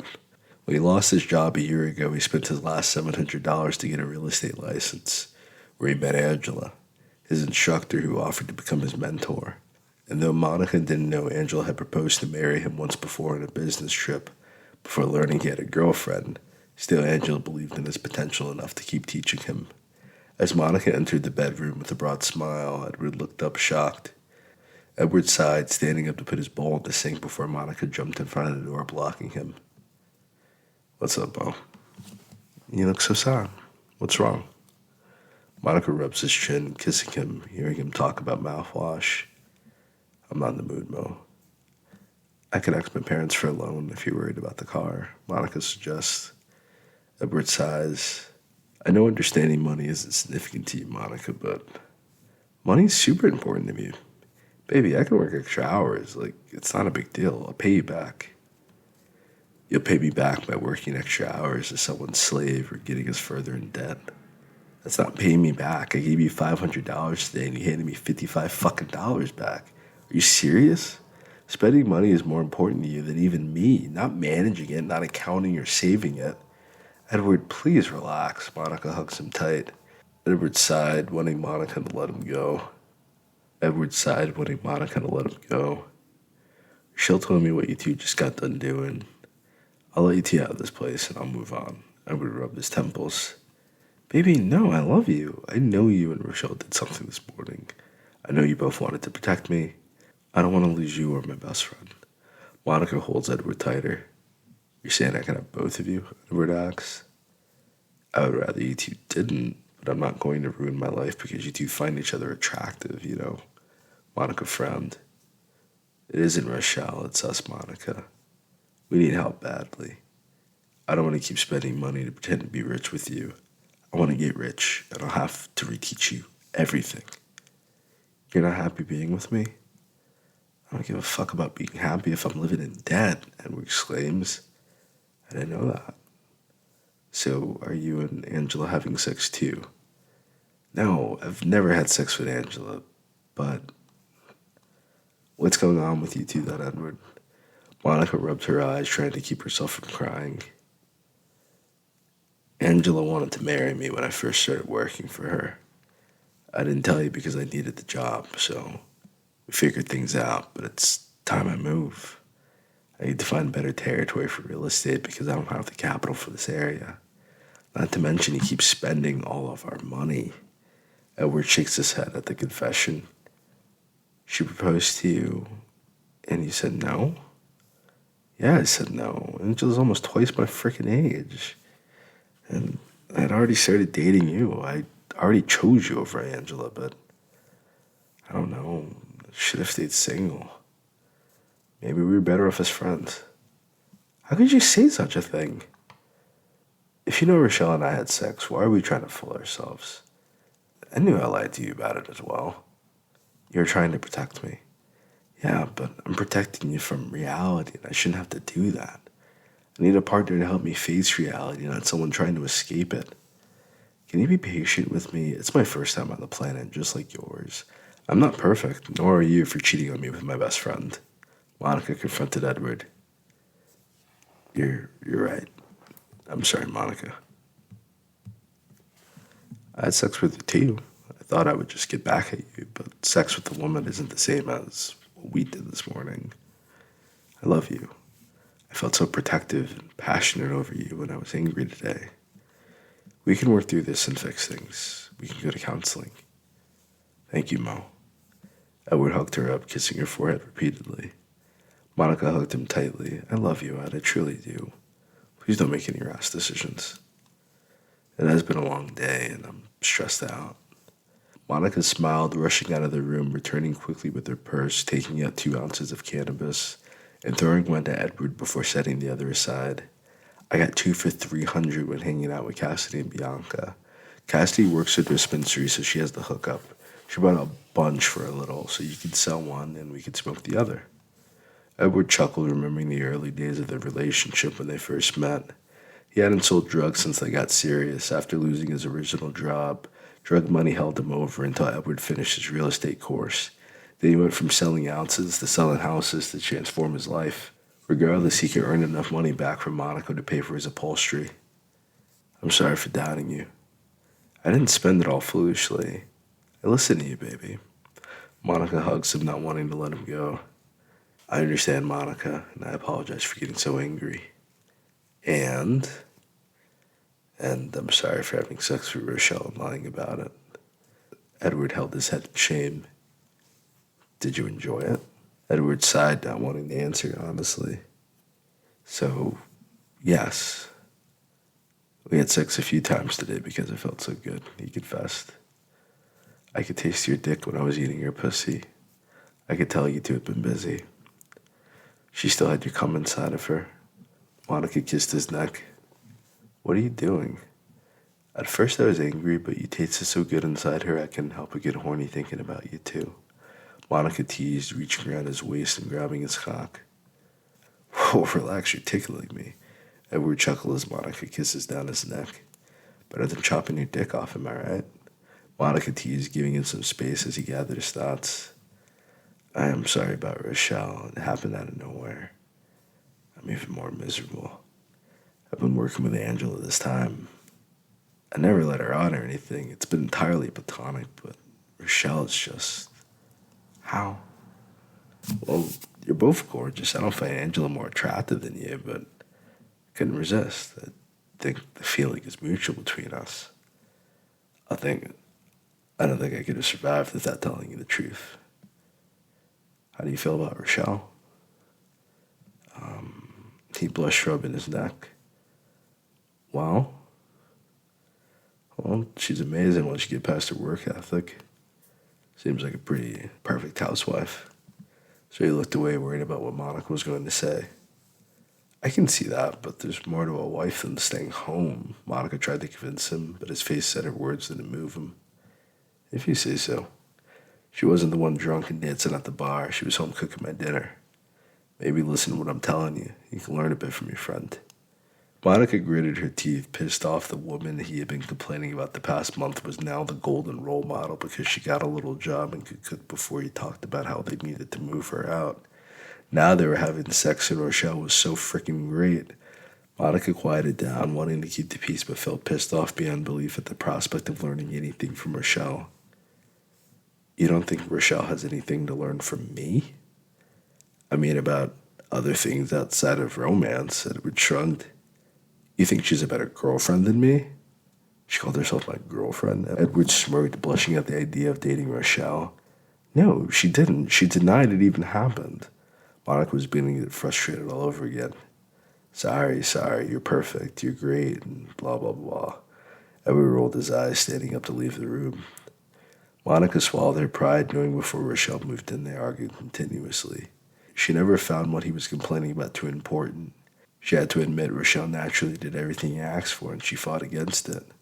Cooking, cleaning, and being submissive were the last thing on Monica's mind. Even though Edward earned twice what she did, she felt she needed to convey her point. He called it arguing for no reason when he usually leave her alone as he did now. Before, Monica felt like Edward walking off was a victory, meaning he was too prideful to admit she was right. She didn't feel very proper at all anymore. Monica found out her boyfriend had been proposed to by his boss. He had told her the relationship was falling apart, but she felt he was exaggerating. The pain in her heart let her know he was downplaying the situation. All in all, he had been patient and up until today, faithful. Monica wanted to save her relationship, but the prospect of having her man back to herself was impossible the longer Rochelle felt like living with him. Monica needed Rochelle to move on and find her boyfriend. Instead, Rochelle was trying to take hers. Monica dressed quickly, coming outside to find Rochelle comfortably cuddled up with Edward as they kissed. The two ignored the television and Monica as they moaned.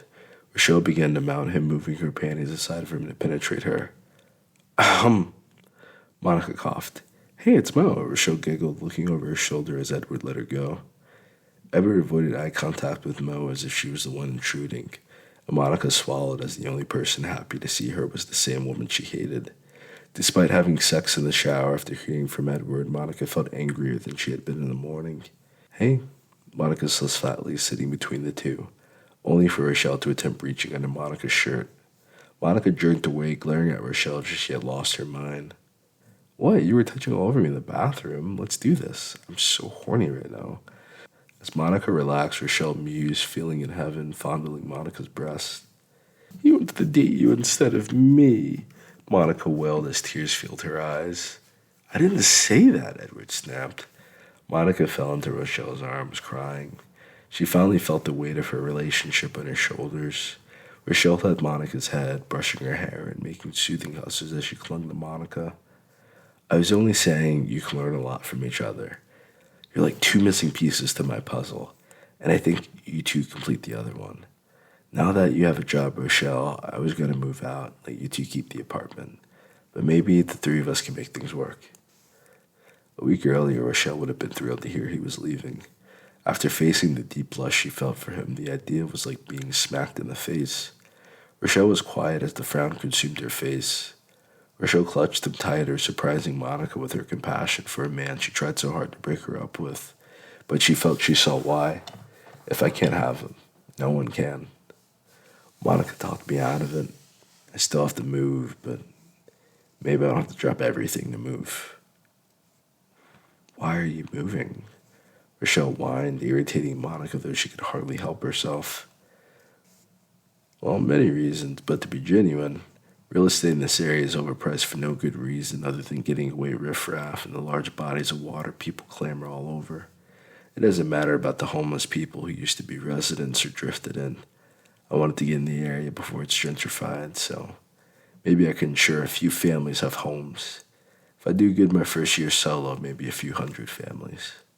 You're quitting the job with Angela? Well, I was going to leave to marry you, but you don't seem ready. Edward sighed. We're only in our 20s, Ed. Well, then you have more time to find another partner. If I'm not going to be married, I don't have to argue with you or have you pop up at my job. So at this point, I have to leave. The couple called back saying how unprofessional and deplorable I had been dealing with them and how disrespectful it was. I rushed them off. I didn't lose my job, but I might as well have after today. I told you not to go down there. Rochelle sighed, losing her ride to work every day. So you don't have a job? I don't have an office anymore. I was told to vacation and sort out my home life. Edward's eyes teared up with frustration. Oh, don't cry, Eddie. Rochelle hugs him. Monica felt her body burning with regret as she looked at her best friend consoling her boyfriend. It seemed natural for Rochelle as she laid her chin on his shoulder and whispered sweet nothings in his ear.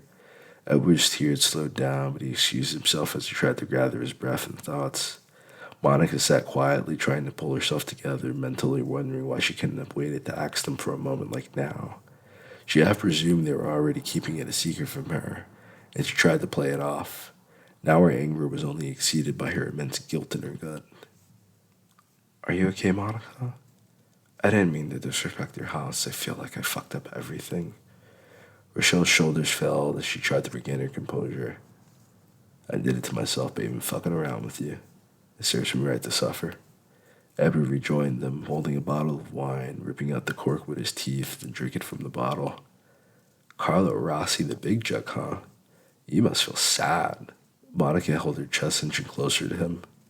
Their eyes met, then parted as neither knew what to say. Edward felt like he had ruined his entire life with his decisions. Monica felt no different from how she took her relationship for granted until today. It seemed fixable, but both looked at Rochelle, wanting to feel resentment. But their love had grown too deep for different reasons. Edward blamed himself. Monica didn't know what to do or think. What do you think, Ro? Monica asked. Me? Rochelle was shocked. Well, I guess you're part of this now, Edward agreed. I guess I'm super sorry for my part in all this. I didn't even know Edward liked me or found me attractive. I thought you were beautiful, but I don't give a fuck about shit like that. Excuse my language, but I could care less about how someone looks as long as the person has character and merit. However, you are gorgeous. I've been having issues with work and wanted to leave for a while. I felt forced to stay longer than I wanted or felt comfortable doing. Well, quit? Rochelle shrugged. I can't just quit, Rochelle. Well, then put in your 1 month notice and then quit. And if you're going to put in your notice, don't run away from your office. Stand your ground. You don't have at-home issues. Monica loves you to death. You could find some areas where you could afford to flip or do wholesaling. You already have a real estate background and want to go solo. I mean, I'd rather know I was sleeping with some guy who had his own real estate company than feeling like he was miserable at his job. Rochelle reassured him. How do I fix my relationship? This is the best sex I've ever had, and your apartment's literal heaven. Girl, it would be best to learn to enjoy what you have instead of what you don't. And you're not a lesbian, so I suggest you start having sex with your boyfriend. I won't say you're lucky it was me he was fucking, because today I thought I would never speak to you again. But I wouldn't have been surprised if it wasn't eventually another woman. I felt like Eddie was waiting for some pussy for a while, and he took the first chance he got. I'm not complaining, but I wouldn't want to lose my friendship over this morning. But this afternoon, if you had walked in on us, we would have had to fight. Rochelle began laughing, remembering how crazy her sex with Edward had been today. You're right. Edward should learn to keep his dick in his pants. My dick was in my pants. You bought this sexy chicken here, Monica. I could pretend to be vegan, but I still like steak at the end of the day. You didn't want to be celibate? Hell no. I respected you because I thought it was the right thing to do, but damn, you're hot, Monica.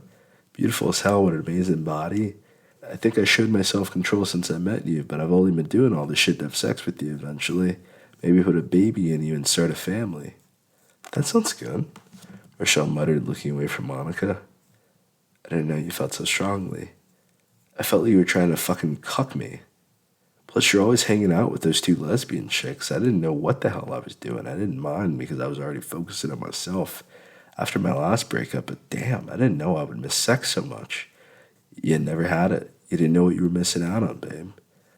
I had a hunger I could never satisfy here. Well, you can now. I loved having sex with you, especially if it costs you your job with that bitch Angela. Fuck her. I don't care if I have to pay the rent myself if you're never around her again, Monica explains. Angela and I have never done anything. Who the hell is Angela, and did you use a condom because you were raw dogging me, bro?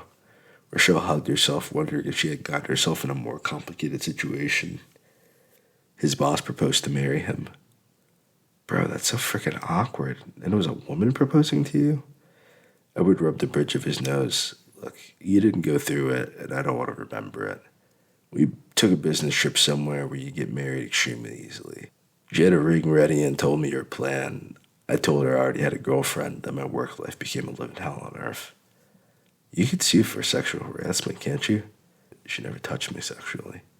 I'm pretty sure torturing at work because you declined a wedding proposal is the definition of quid pro quo. Rochelle rubbed her chin. She's not like... She's not like... It's just awkward working with someone who wants to make you happy while living with someone who wants you to make them happy. It's just hard. All right, she's a great partner and boss. She taught me a lot. I don't resent her.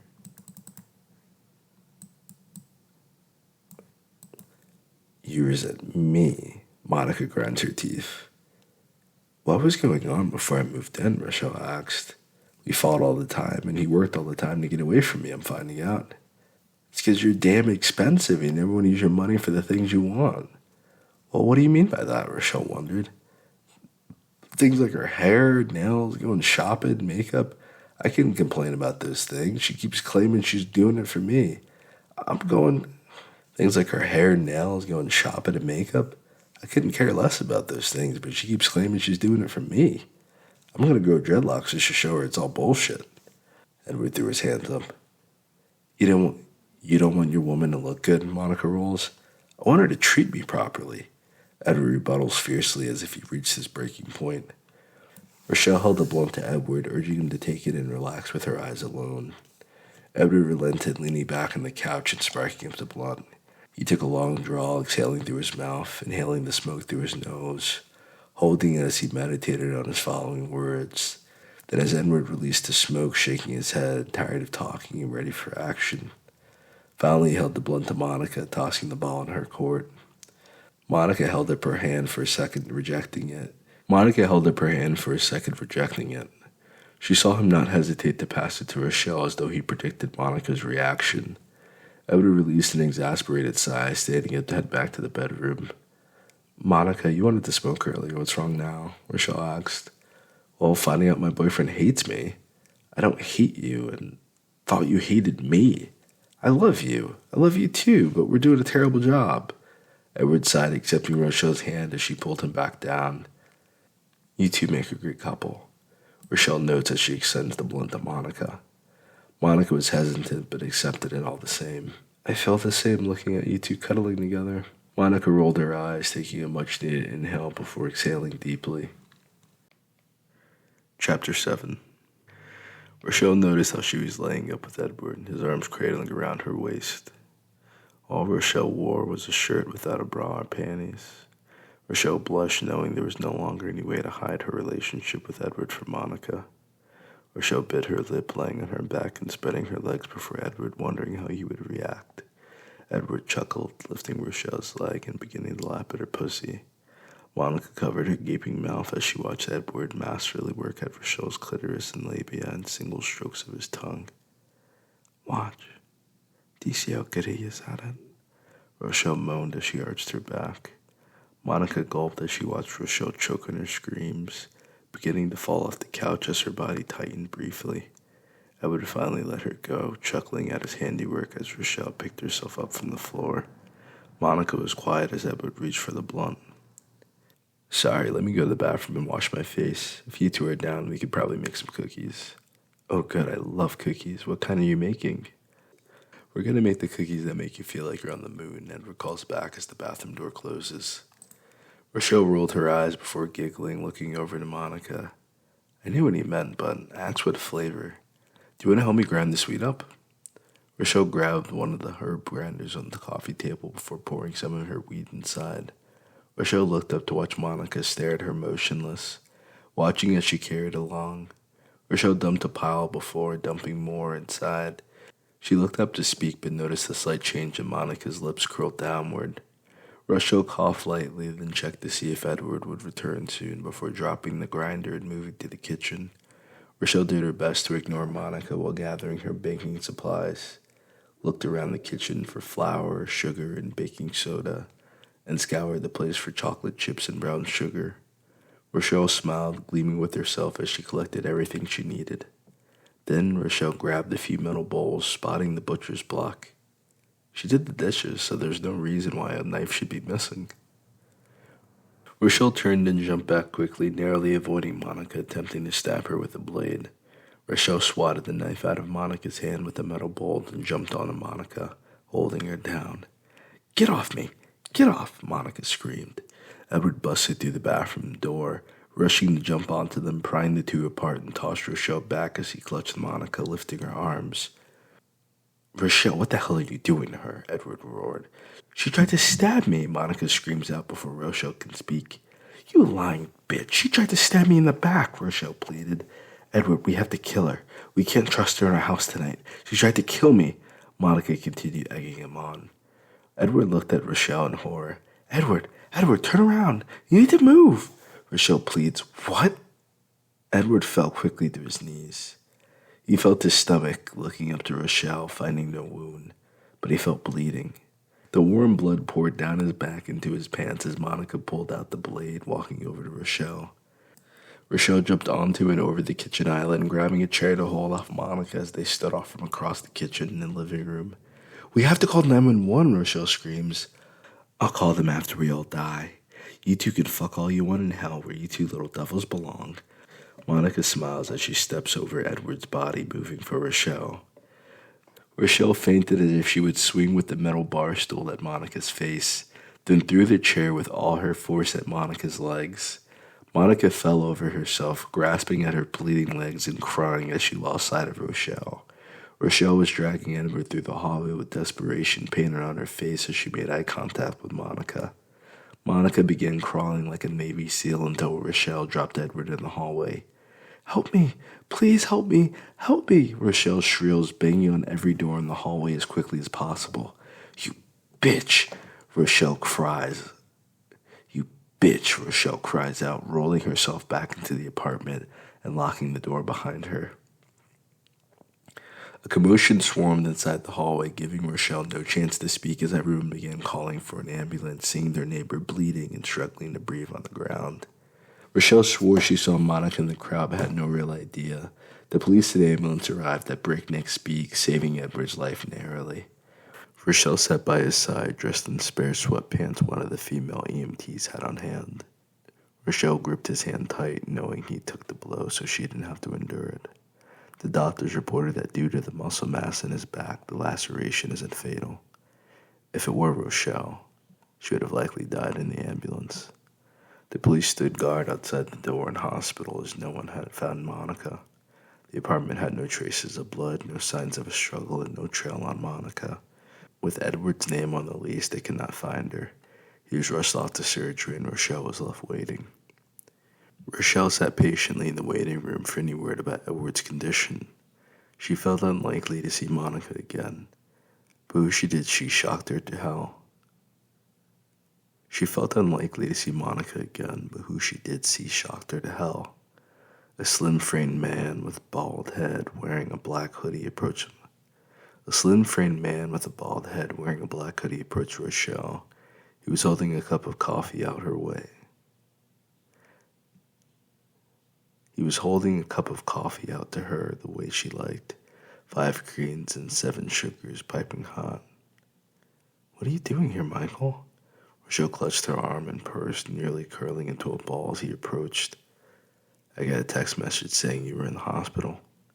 I didn't know you were only visiting when I asked about you. They thought I was crazy." "You are crazy, and security should come to get you." "Well, I'm here for you. Doesn't that count for anything? I'm here to bring you home." So Michael extends his arm for a hug. "I don't want to go anywhere with you, Michael. You kicked me out of your house. I'm not going back to be your punching bag or your sex slave. Just leave me alone. Rochelle began screaming loud enough to attract the few people around her, though they seemed reluctant to intervene. I bought you a coffee. Michael sat next to her and handed her the cup of coffee. Rochelle was hesitant to accept it, but felt exhausted. There was no way she would be able to stay awake without some caffeine. Rochelle sighed, knowing that Michael was usually tolerable and seemed coherent if he was sober. She accepted the coffee, though it tasted slightly funny and familiar. Rochelle tried to set the cup down, but Michael placed a finger on the bottom, tilting it up. Might be a long night. You're going to want it all, right? Michael sneered as Rochelle's head fell over quietly. Michael noticed the nurse approaching, quickly raising his hood, attempting to move away. The nurse didn't want to wake Rochelle after all she had been through, but she didn't recognize the man. Rochelle slumbered in an unnatural, uncomfortable posture as if she were under hypnosis. Where did you get this cup from? She was drinking some coffee. Michael looked down to hide his face. I mean, I eat here every day for all my meals. How could she find this cup at the cafe 2 buildings away? She hasn't left this seat since her boyfriend went into surgery. Well, you're the nurse, so surely you know it all, Michael scoffed. Do you know this woman? Nah, but I suggest you check on her if you want her to live. Michael stood, towering over the woman, silencing her momentarily as he brushed past her. Did you do this? The nurse screams as she checks Rochelle's pulse. Feeling its muted response, she turned her head, finding the hooded figure walking briskly down the hallway. Security, he poisoned this woman, the nurse screamed out. An older woman repeatedly hits Michael with her cane until Michael shoves her into the wall, attempting to escape. 2 large security guards blocked his exit, leaving the 40-year-old to double on his heels, beginning to run the other way. One officer pursued the chase as the other officer set up the alarm, locking the door of the ICU and blocking Michael's escape, causing him to run full force into the magnetically locked door. Fuck! Michael belted out, clutching his shoulder, then wincing as the back of its head smacked against the ground. The guards handcuffed him and carried him off. Wait! The nurse sprinted up. We apprehended the suspect. Time to take him into questioning. One of the guards states, tugging Michael along. Wait, what poison did you use? What poison is it? The nurse pleaded. Mike smiled. Her favorite. What? The nurse tightened her fist, slapping him. Hey, Michael jerks against his handcuffs. The guards assail Michael until he's flat against the ground. Into the ground, crushing his face into the cement as the nurse kneels to his level to ask her question again. What poison did you use, she demands. All right, I'll tell you the truth, boys. I used my favorite, not hers. Michael chuckled as they continued beating him. The nurse felt around his pockets, feeling vile, then rested toxicology as the other nurses and doctors rushed Rochelle to the ICU.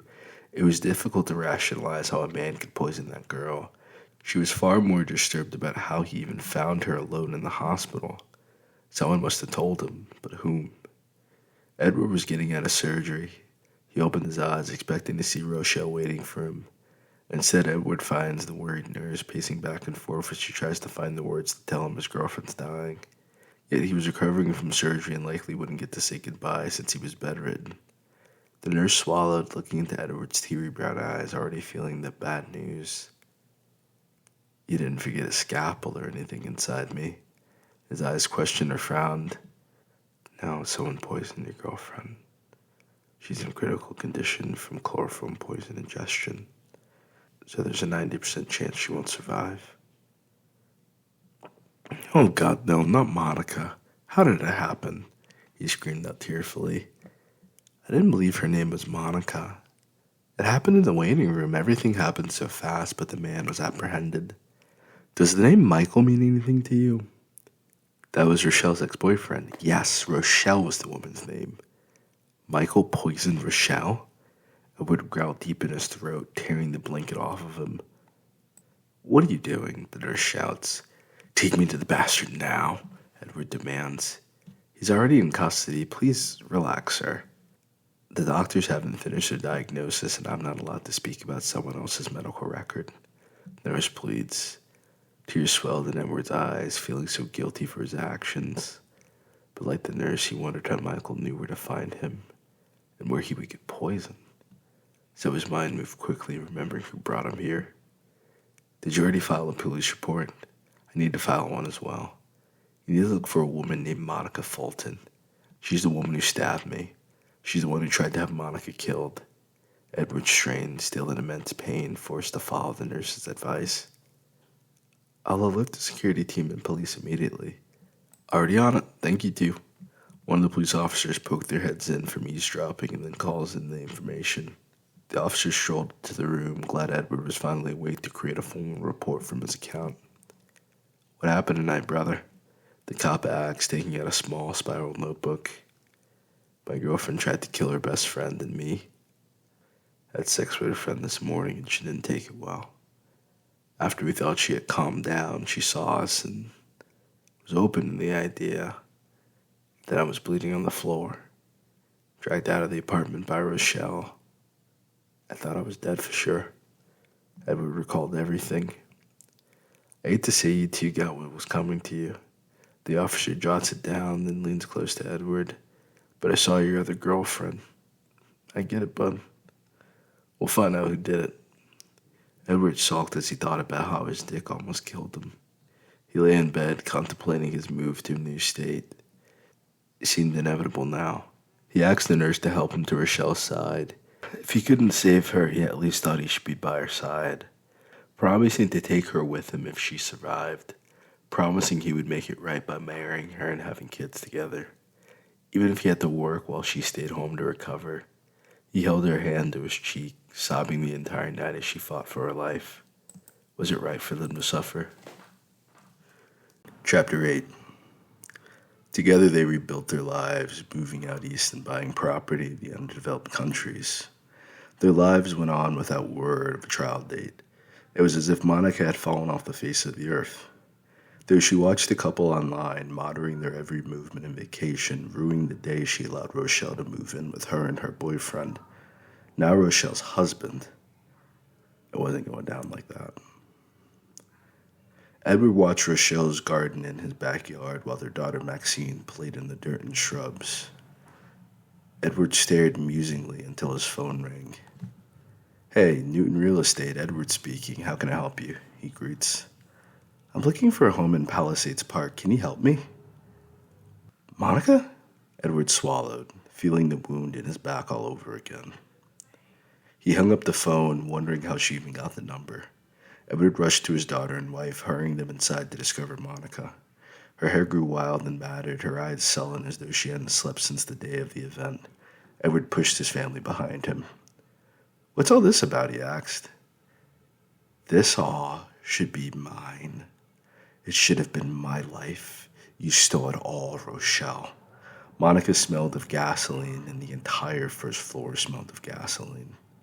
Rochelle watched Edward attempt to talk to her deranged friend with no interest in dying today. Rochelle took a running start, bulldozing Monica while she was distracted, kicking and elbowing Monica until she could wrestle control of her arms. Monica did her best to fight back as Edward called the police. No, no, Monica cried out. What do you mean, no? You tried to kill me twice now, Edward exclaims. Huh, not you, baby. I love you, baby. I always loved you, and I always will. Her. I'm trying to kill her.